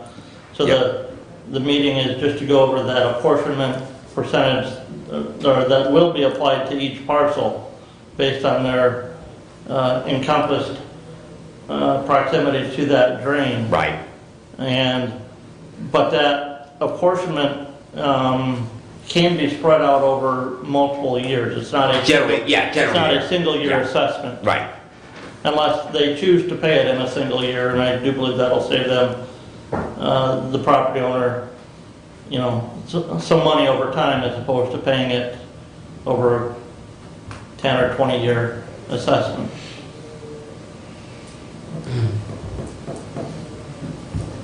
That concludes my report, unless there's questions. Any other questions or comments? Okay. Doug, that brings us up to you, sir. All right. So I have a report from the Road Commission, their meeting of 4/22. They have a new paper that's paid for, and they picked it up on 4/22. They awarded bids for roads, Sellers and Woodbridge roads, also the Lake Diane Special Project. They awarded bids for the M99 concrete pavement repairs. That's a state project awarded for $129,000. The money comes from the state, and that's a pass-through. Also, they approved and signed the 2021 Township Summer Road Agreements. The townships are Amboy, Cambria, Fayette, Pittsford, Scipio, and Wheatland. And there's a variety of different projects that are going on in those townships. There's a county contribution as well as a township portion as well. Their 2020 annual financial report was approved, and it's currently at the auditor, then will be sent to the state. Also, there was an update from MDOT on a new salt building. The bids are going out, reviewed in the next couple of weeks. Construction in May for the new salt building, of which the state is paying 40%. Moving on to facilities. I have a note from Facilities Director Finley. He brought up a request for additional help on our second shift at the recent commissioners meeting. This is a follow-up to that request. He says they are extremely short-staffed on the second shift. He hired the part-time person he was using as additional help to replace the full-time person that left. That leaves the cleaning shift shorthanded with no backup now. He has a total of 4 staff for all the buildings, and 1 is going off on medical leave 8 to 10 weeks long, and they still have vacations to cover. If 1 person is sick, it leaves 2 people to do all the buildings. While that person is on sick leave, 8 to 10 weeks, leaves 3 people, minus 1 if they get sick, leaves 2 people. Randy says working like this is not a reasonable way of keeping our buildings operational, and the director asked for consideration in this matter. I followed up with several questions to Director Finley.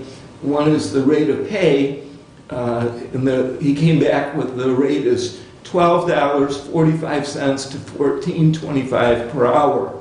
He indicated it would be 40 hours a week. He indicated it will be a union position. I asked if he could rotate the schedule so that the buildings can be maintained on a little different program. He indicated no, that the HS pays for 8 hours, Lifeways pays for 8 hours, which leaves 2 people to do the remaining buildings and no one to cover for sickness and vacations. He claims there's nothing to rotate. Is it possible for some offices to do certain of their own cleaning? He says no because of the union. Is it possible to have a cleaning company assist?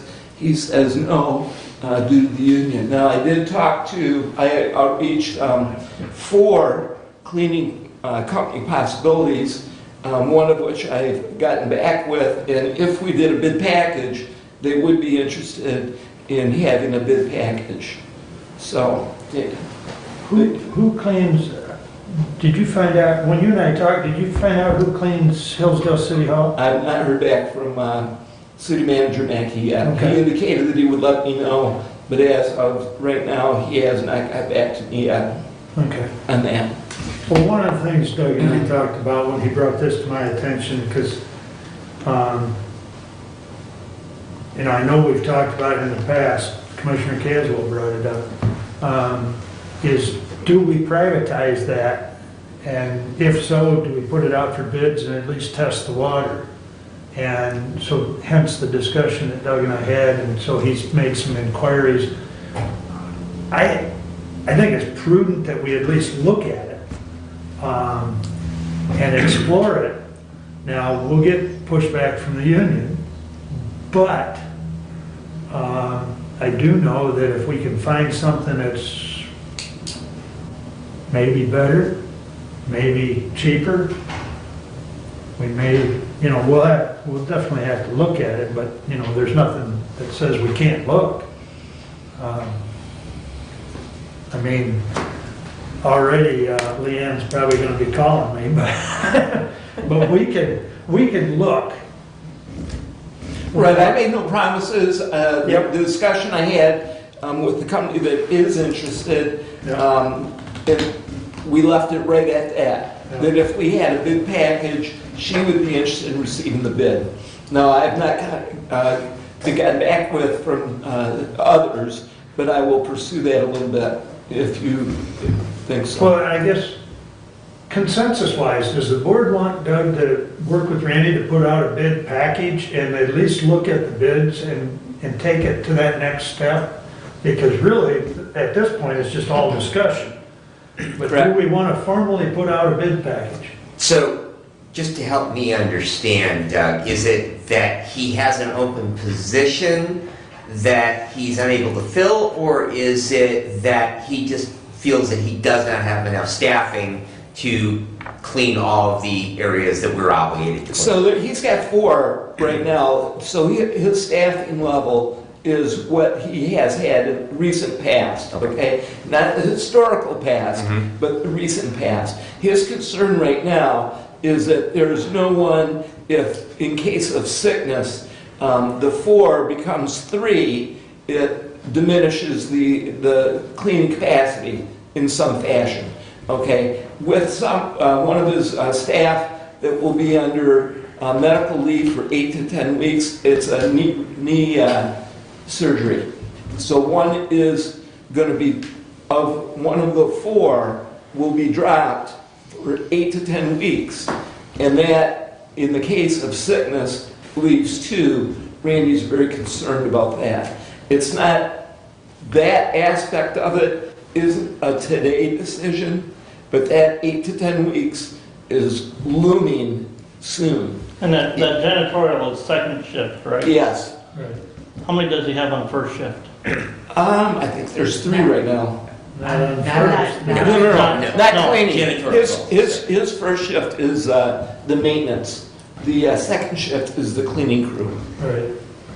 So, just a thought here, is there the possibility, and this has to work within the structure of our union contract or anything else, would we have the flexibility to utilize a temporary employee that we might get from one of the employment services to fill that position for that 10-week period of time? Then we are not obligated to making them an employee, but at the same time, that might give Randy a look at someone that might potentially be, at least as a part-timer in the future, part of his staff.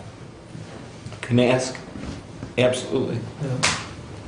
There's a couple different possibilities. You know, one is to maintain, one is to get a temp, and one is to seek out some additional help. So it's the pleasure of the board. Well, I will say that there's no room necessarily in the budget to hire an additional staff for full-time. That takes, all things remaining the same, that takes deciding at commission level that we're gonna take the money out of fund balance to do that. And then going forward, will our revenues increase enough to cover that position, or will we continue to take out of fund balance to cover it? And again, things can change, you know, the budget is not as, the actual revenues and expenditures are not static, they change. So we don't know precisely what this year will bring. But if everything is as budgeted, it would have to come out of fund balance. I can sympathize with Randy that during the person's leave due to medical reasons, that he needs something to help in that short period of time. I don't know that hiring a full-time employee is the right answer. One of the things I guess I thought about is, again, I don't know how it works with the union, but could he contract out some specific jobs during that time to help alleviate some of the cleaning issues? And do it by project base and get some things done that way would be another idea. So I guess that's kind of where. So the chairman would have a better idea on what the contract is. I have not seen that contract. Well, yes, those are union positions. That's a given. But in a situation like Brad indicated, can we hire a temp? Like Kathy says, can we contract? Yes, I mean, we're not talking about eliminating a position. We're talking about filling a void, as you've indicated, an 8 to 10 month medical situation. 8 to 10 weeks. Huh? Weeks, not months. Weeks, thank you. But, you know, so can the union gripe about it? Probably, but we're not eliminating a position in this discussion right here. I thought that contract, and I've seen a copy of it, and I've read through it, but I've not committed it to heart, but I was thinking that contract maybe does, even within the contract itself, allow for some temporary positions, but I said don't. Yeah, I'd have to go back and recheck that myself, but I don't think our hands are tied in that particular situation. Now, like I say, Leanne will call me as soon as the meeting's over and tell me otherwise, but. So it sounds like next time I visit with Randy, that I recommend that the temporary staffing idea is something that would be of interest, and that perhaps the contract for specific services would be of interest from the board. Yep. those two items. I mean, the other option is that, you know, his staff can pick up, you know, a 10-hour day instead of an 8-hour day. It's gonna cost us a little overtime to do that, but in the big picture, you know, maybe they're open to a couple extra hours. It's not gonna change, I mean, if it's, you know, a second shift position, it's not gonna interfere with the operation of the building. So consequently, I don't see any problem other than somebody's gonna work a little bit longer. But sometimes time and a half is enough of an incentive for a limited period of time to make people want to pick up those extra hours. Alrighty, Emphasizing limited period of time. I just Yeah. had it. I'm trying to protect your budget as much as possible, finding a way without hiring another employee. Exactly, absolutely. As for getting quotes for outsourcing, the one benefit of going through the process is the commissioners might have a better idea of just what the cleaning load is and how it's scheduled if you go through the process, so. All right.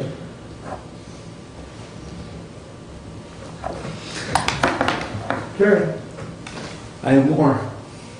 please continue. With parks, we met with, I met with Gary Leininger and Commissioner Schmidt. We discussed ways the parks could generate revenue and looked at the parks budget to see if certain money could be moved around in that budget. Gary will present those suggestions to the Parks Board. Food for thought in the future, commissioners may consider changing our structure of the Parks Commission from the 3 road commissioners as Parks Commissioners to a county regional parks but by the Act 261 of 1965. Commissioner Langer brought that up before. I sent around just a brief summary that has the proposed, or by statute, the members of that board. And so I don't know if in the next budget year we want to go down that path, but it is an option to consider.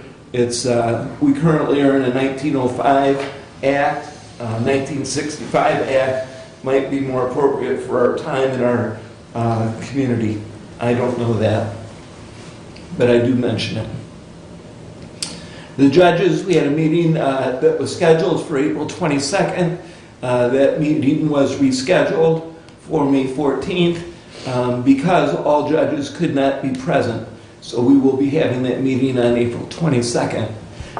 For the Planning Commission, commissioners, I spoke with Nick regarding his assistance to Planning Commission. It's very helpful to have the advice provided by his office. Since Kim left MSU Extension, her role with Planning Commission has changed. Nick stated to me that he is always willing to assist the county commissioners with anything he or his office can provide in a way of assistance, including but not limited to the Planning Commission. His office has provided assistance to the Planning Commission for the better part of time, dating back to June of 2009, and he would certainly be willing to discuss any further assistance should the Board of Commissioners wish. This could be a continuation, could be a replacement for Kim, not a new hire, so the Planning Commission 2021 budget would not require an amendment. Nick is asking for direction from the Board of Commissioners, either in terms of me asking him personally, or if we get a letter or send him an email, he would like to know that we would like him to assist and continue his assistance with the Planning Commission. So that position that was funded in the budget in his department, in essence, says that, Well, Kim worked at MSU 4 days. 4 days, and then So to look in at the- equalization the other day, working So- with the planning commission. Right, Yes. what was funded out of the Planning Commission's budget Yes. for that day. So when Nick asks the question, I'm willing to do what's necessary, what does that mean? Is he providing a person out of his department to fulfill what Kim was doing, and that's feasible? That could be, but we did not specifically talk about how he was going to assist. But that likely is some of this money that the planning commission has, he may do a shift as needed for the planning commission. He is interested in helping the planning commission and would find a way. I don't know the answer to what that way is. Mr. Chair. I did have that discussion with Nick when Kim went over to that assessing position and asked if she would be able to continue to facilitate, and he indicated at that time that she would not.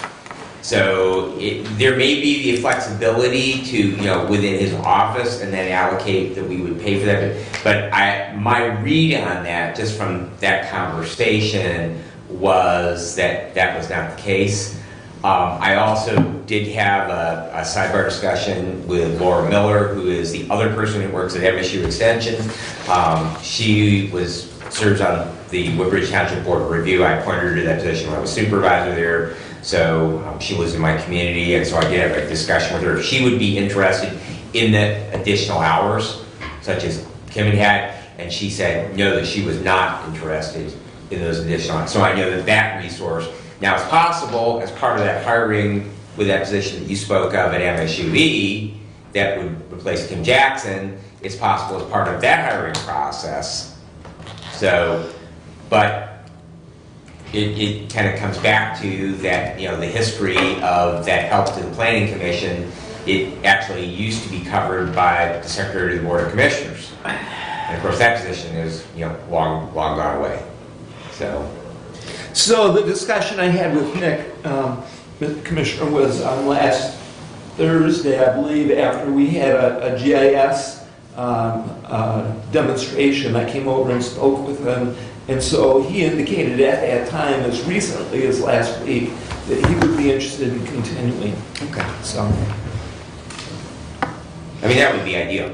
Oh, yeah, and I think, yes, I think if it's, if Kim is no longer working in that role for the planning commission, then, that planning commission needs that assistance, because I do believe you've got to have that master plan approved by July, so.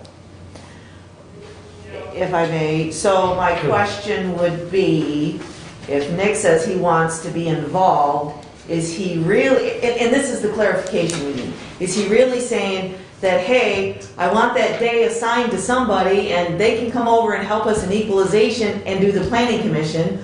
Or is he saying, within my employees in this office, I'm going to take care of that day that the planning commission needs? my understanding is the second is the case. Okay, and if that's the case, then from a budget perspective, it should save the county some money, because it should be a reallocation of some of Nick's cost out of the equalization department, and because it's already budgeted in the planning commission.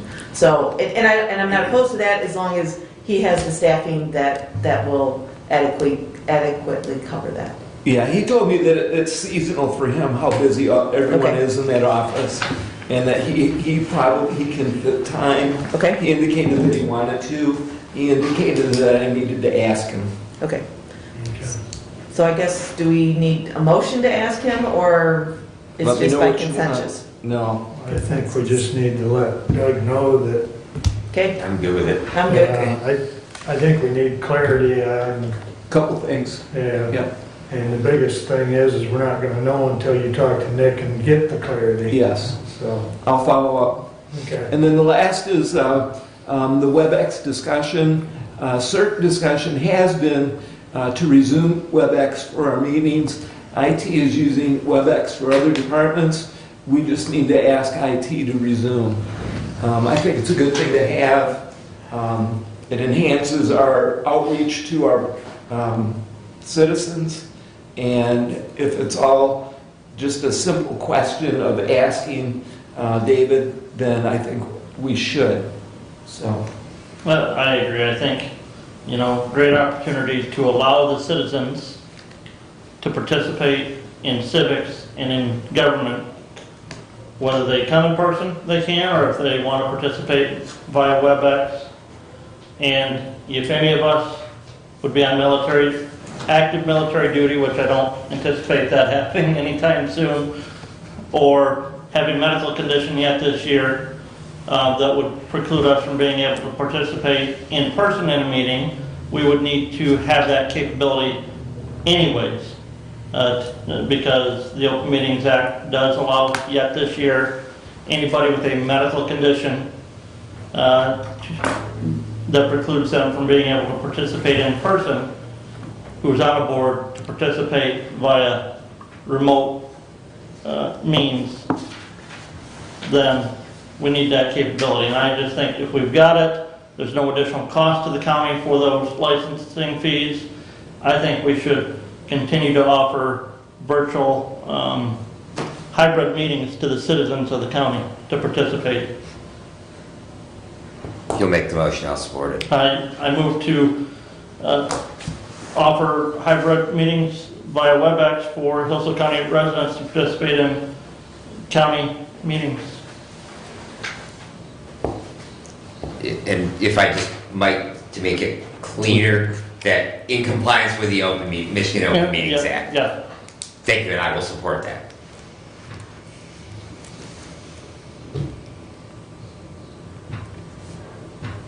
I will have to reach out to legal, because if I understood Andrew Berge when we talked at the health department meeting, there is no requirement for us to allow them to physically participate in the meeting via... There's no requirement. Right. There's no prohibition either. Well, that's what he was gonna check, and I didn't hear anything. Did he email you on that? No, he said in the meeting, there's nothing in the act that prohibits them from being able to participate via a WebEx meeting. Public comment wise. Public comment, that was an entirely different issue Yeah. but yeah, that itself was That's what I different. say. I mean, for them to be viewing and listening, there's no problem. But the problem that I see to stay in compliance is do we have to allow them opportunity to speak? And I would say, you know, to me, there's some simple decorum that can be used. And in a WebEx meeting, if you have a public comment, add your name to the chat.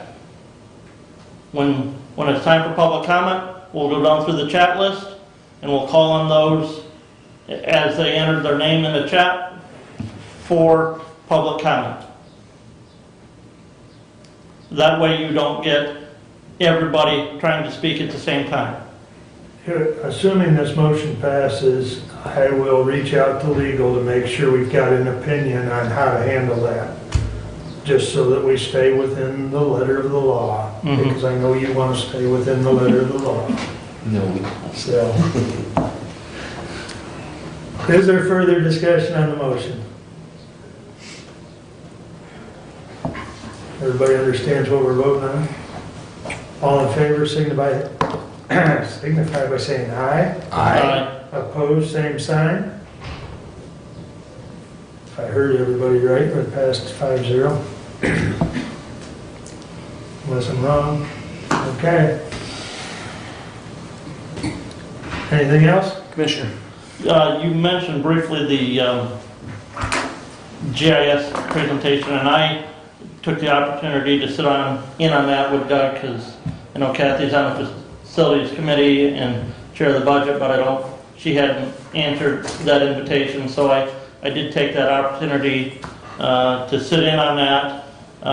Looking at that, you know, there was some discussion this last year, in last year's budgeting process regarding the GIS funding and those types of things.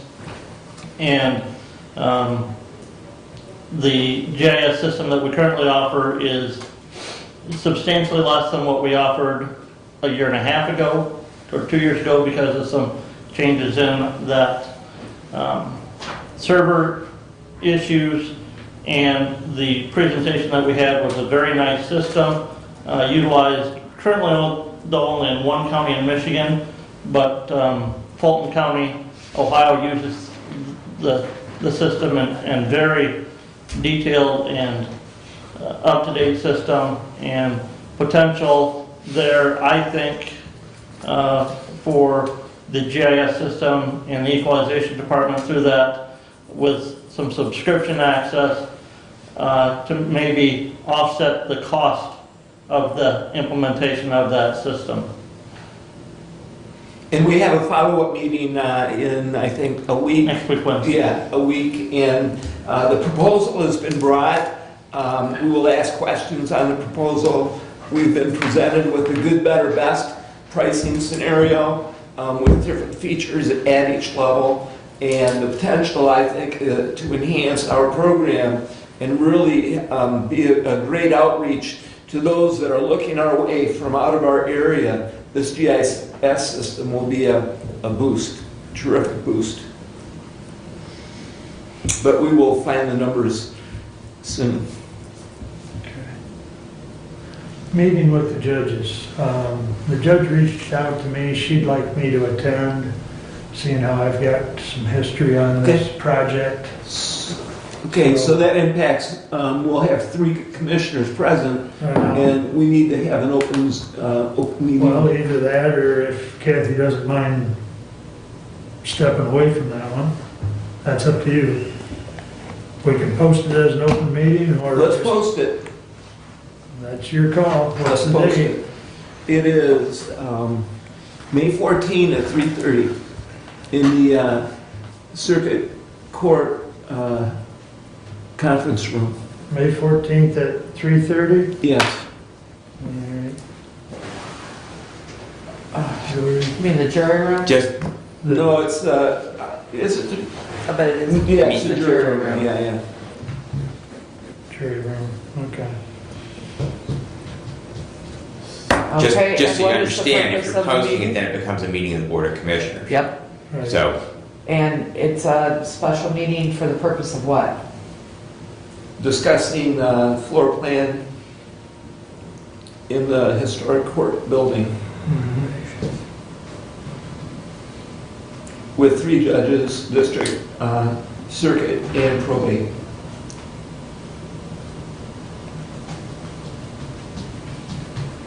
that's going to be in the jury room, you said? Yes. Is the jury room going to be big enough to have a public meeting if everybody decides to show up? Well, the courtroom's right there. Yeah, but as far as the posting, you've got to have the Location. location. Okay. I mean, I guess if we got too many people, we could post a sign that it's moved to the circuit courtroom, but That's true. we've done that before. Yeah. Okay. We can do that. We'll make it the jury room, and if we need to, we'll stick a sign up that it's been relocated. I don't anticipate a lot of extra people, but who knows? Okay, thank you. That completes my report. Very good. Lots of good stuff. All right. First off, I'll read Terry's report that he's been so good about sending, and I forwarded to you. From the medical care facility, twice weekly staff COVID testing continues, and all staff tests this week have returned negative. Weekly resident COVID testing continues, and all resident tests have returned negative. We have 2 staff members off work related to outside exposure, and they will return to work this week. So through their association, I'll stop and kind of clarify his outside exposure. When they determine that someone's exposed outside of the workplace and they have not been near patients, it's able to be handled a different way. They don't have to isolate everybody in a wing or, now if it's determined that it was an exposure in the workplace, then that group of residents has to be tested differently, they have to be quarantined and so on. But that's some guidance through their association. But anyways, we continue to see an increase in positive cases in the county. As of Monday afternoon, yesterday, the Centers for Medicare and Medicaid have Hillsdale County at a 19.8% positivity rate. County County-by-county nursing home data is available at www.data.cms.gov. As of this morning, the Michigan Department of Health and Human Services has Hillsdale County's positivity rate at 23%. The difference between these two rates is the result of weekly versus bi-weekly reporting timeframes. Also, as of this morning, 63 Michigan counties are above 10% positivity rate benchmark. Scheduled in-house, in-person visiting continues at the facility following all recommended infection control protocols. We are processing over 600 COVID-19 tests weekly, including visitors to the facility. To schedule a visit, please contact the facility's Life Enrichment Department. Let's see, also says, if interested in receiving a COVID vaccine, please contact the branch Hillsdale St. Joseph County Health Agency at 517-437-7395 or go to bhsj.org. So that is our report from the medical care facility.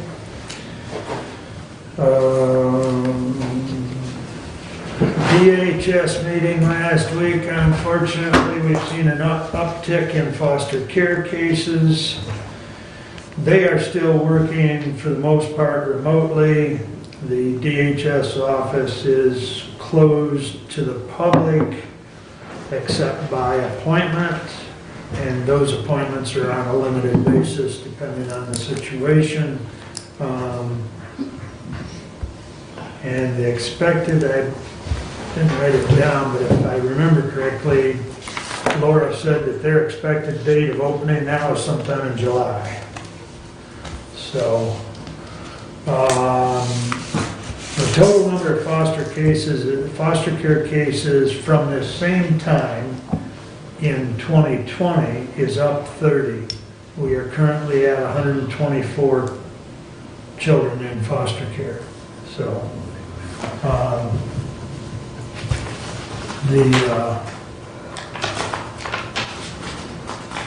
let's see, I was going to tell you about what that's costing us. I had it figured up. The county's share is about $800 more or less per day on all the different kids, because some of them are in private or residential care, not necessarily a home or, a person's home, as you would think under the auspices of foster care. But even the foster care costs money. Anyone that's not aware, the law was changed on foster care so that some of these relatives that are taking care of kids that are removed under the foster care, the relatives are now eligible for payment as a foster care home, but they have to be screened and through a process as well. So, Lifeway's meeting the other day, probably the key takeaway thing that has everyone concerned right now is, and Senator Shirkey is leading the charge on this. This is not a new thing, but it's once again looking at privatization of mental health. And of course, a lot of discussion and questions as to what happens to, CMH providers as we know them today. And nobody knows the answer because this is all being sorted out within committee right now. But when there is a bill that comes out on that, I know we'll be encouraged to not support it. Or to contact our legislators. The feeling is that privatization of mental health will only lead to less care for the mental health, much as we've seen over the years as the state backed away from the mental health hospitals. Now they're trying to back away from funded, governmentally funded CMHs basically. So, but,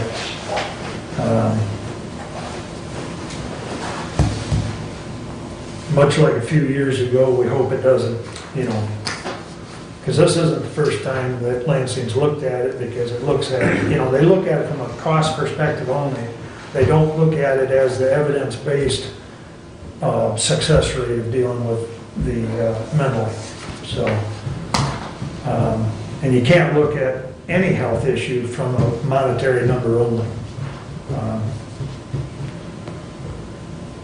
Let's see. Doug touched on the park, and I know he sent out that excerpt of the 1965 statute. There is a requirement for a 10-person board, I believe it was, and some, I think there was some specifications on at least 4 of those appointments. I think that's a discussion that we all need to research and maybe at some point have more of an open discussion after we've all had a chance to look at it a little more. Is that something we want to do going forward? I don't know, but I'm willing to have the discussion, because the 3-member park board as it exists and has existed, at least on the surface, appears to be struggling. And if we appointed that, it would fall under our preview, but it would also fall under us funding it. So that's another part of that discussion. Not sure what that would, so I guess I would urge you all to do a little more research on your own, and then we'll have it as a discussion topic in the near future. The hiring policy, Brad and I did get it back. We're going to meet tomorrow to go over some changes that we've already conversed via email that Mr. Thompson, we just need to tweak a little bit. I guess I'll leave it like that. So, You're being kind to him. what's that? You're being kind to him.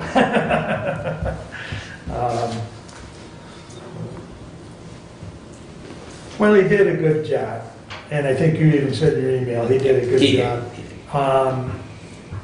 But there was a couple areas where he didn't grasp or encompass the way we are without an HR person and with us having multiple entities within our governmental structure.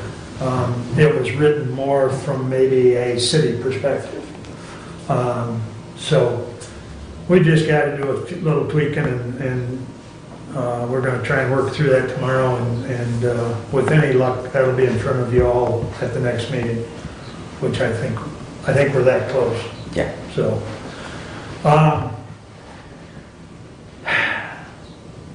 last but not least, it is with some reluctance, because I don't particularly want to even comment on Mr. Eichler's comments, nor will I lower myself to his level. But he has gone on this tirade for the last couple meetings. He has gone to at least 2 of my district meetings and gone on this tirade. Everything he did, he brought upon himself. On the day in question, this building was still closed to the public and appointments only. We did have the screeners at that time, and he intentionally tried pushing his way past the screener. He has indicated that there were people in here, and if you recall, I think the only ones in here was Commissioner-elect Benzing, Commissioner-elect Ingalls, myself and Jody, and the meeting was virtual. So, someone else did force themselves through, and I don't remember who it was now, and the city police even came up and asked if they should remove him. and I just told them politely to leave him be because I didn't need a bigger incident. So that individual, after I talked to the screener, had lied to the screener because she told me that he had informed her, and I now remember who it was Mr. Lashaway.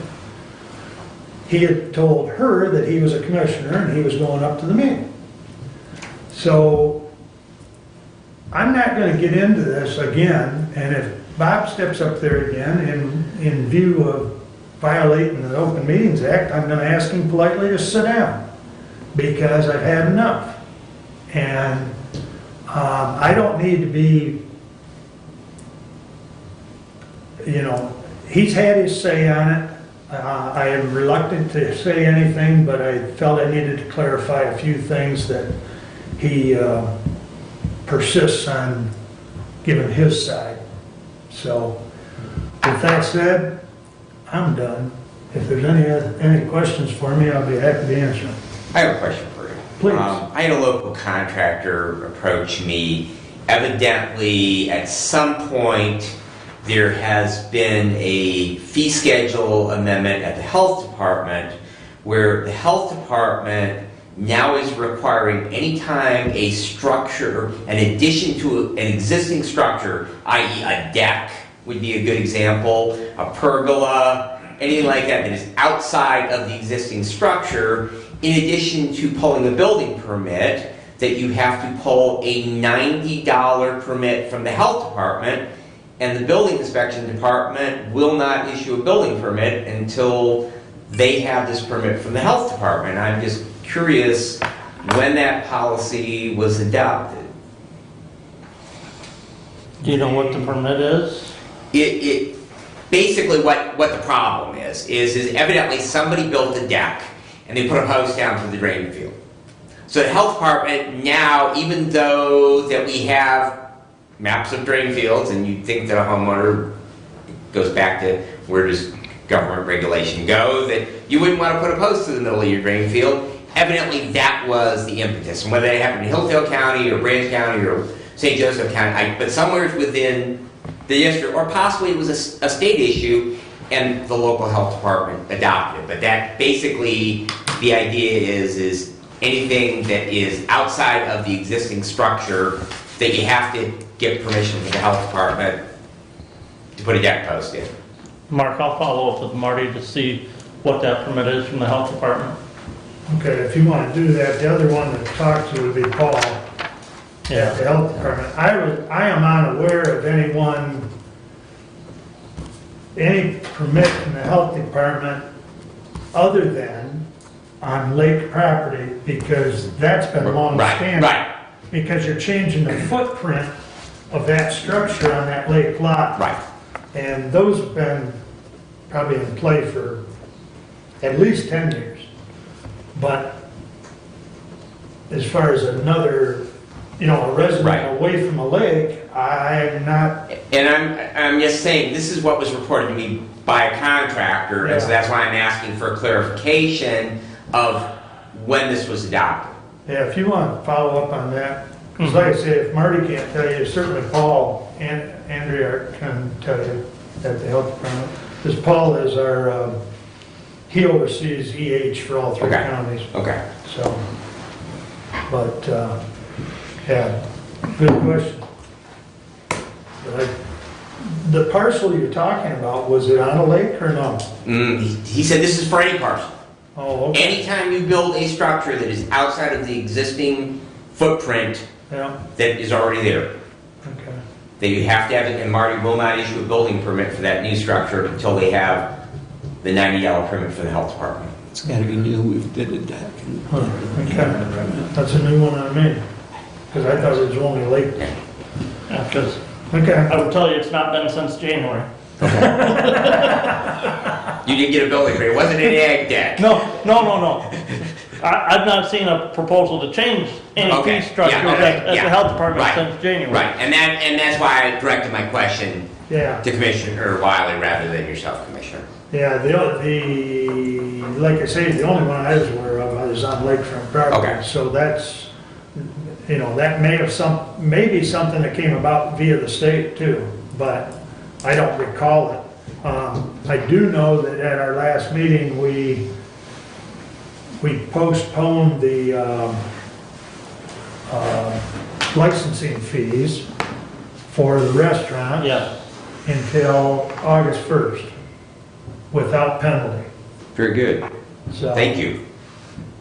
yeah. And, you know, the health department's a little concerned right now because, you know, there's legislation pending in the state legislature that would forego certain state licensing fees for certain businesses until 2023 fiscal year, I think, which would be, so it would be starting October 1, 2022. right, Well, part of that fee that the health department collects is a local fee and part of it's the state fee. So now, if that passes, now you've got refunding issues as to who gets a refund, what do they get for a refund, you know, so. well, and I think, didn't Paul say it'd be a lost revenue of, Well, they weren't sure exactly because whether it was encompassing all Yeah. fees or just the state portion of that Right, fee, so. right.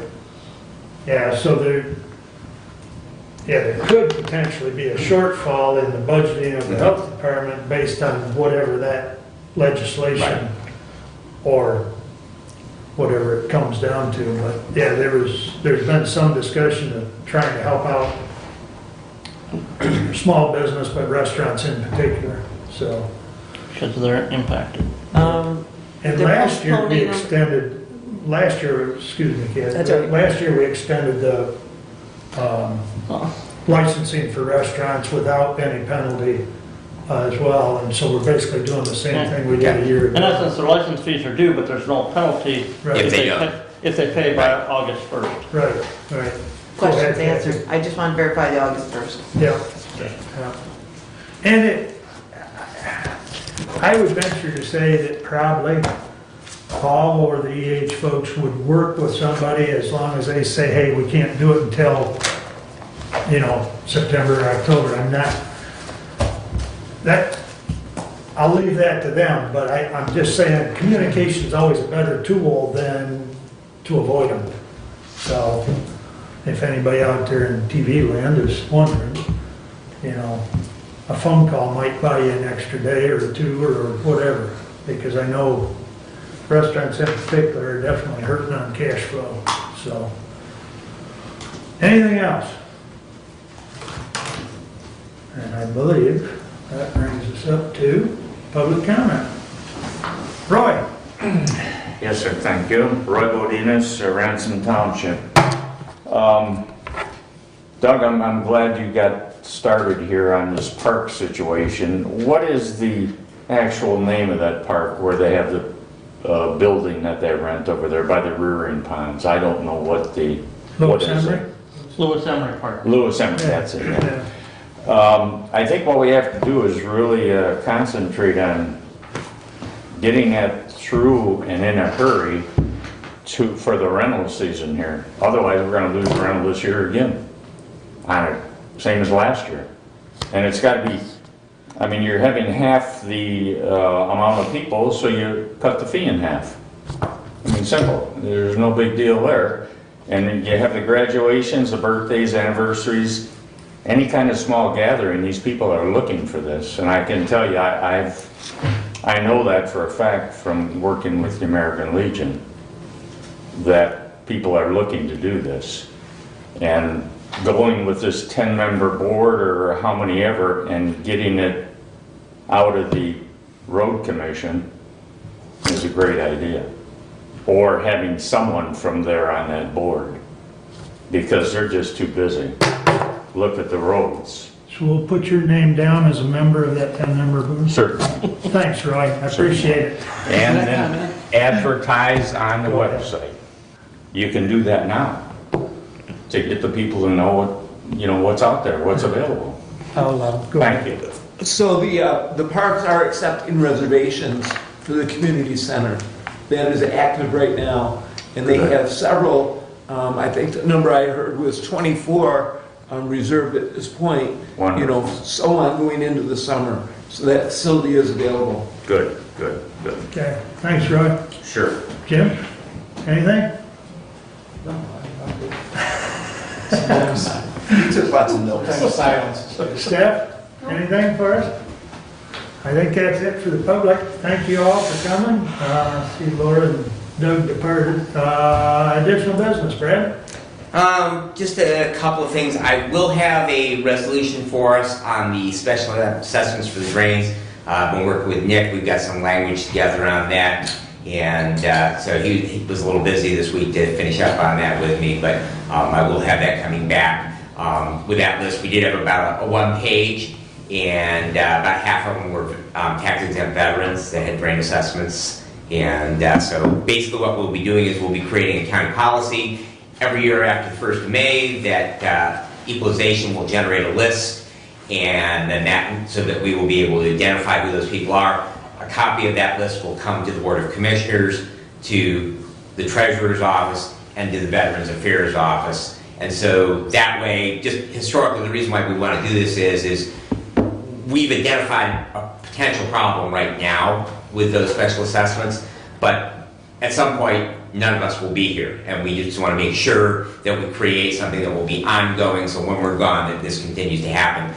Because my suspicion is, with America having been at war for 20 years, we're probably going to see more of these fully exempt veterans exemptions in the future. The other item I have kind of fits in with that. It's high school graduation time, and for the past couple of years, I've had the opportunity to serve on the Michigan Selective Service Board.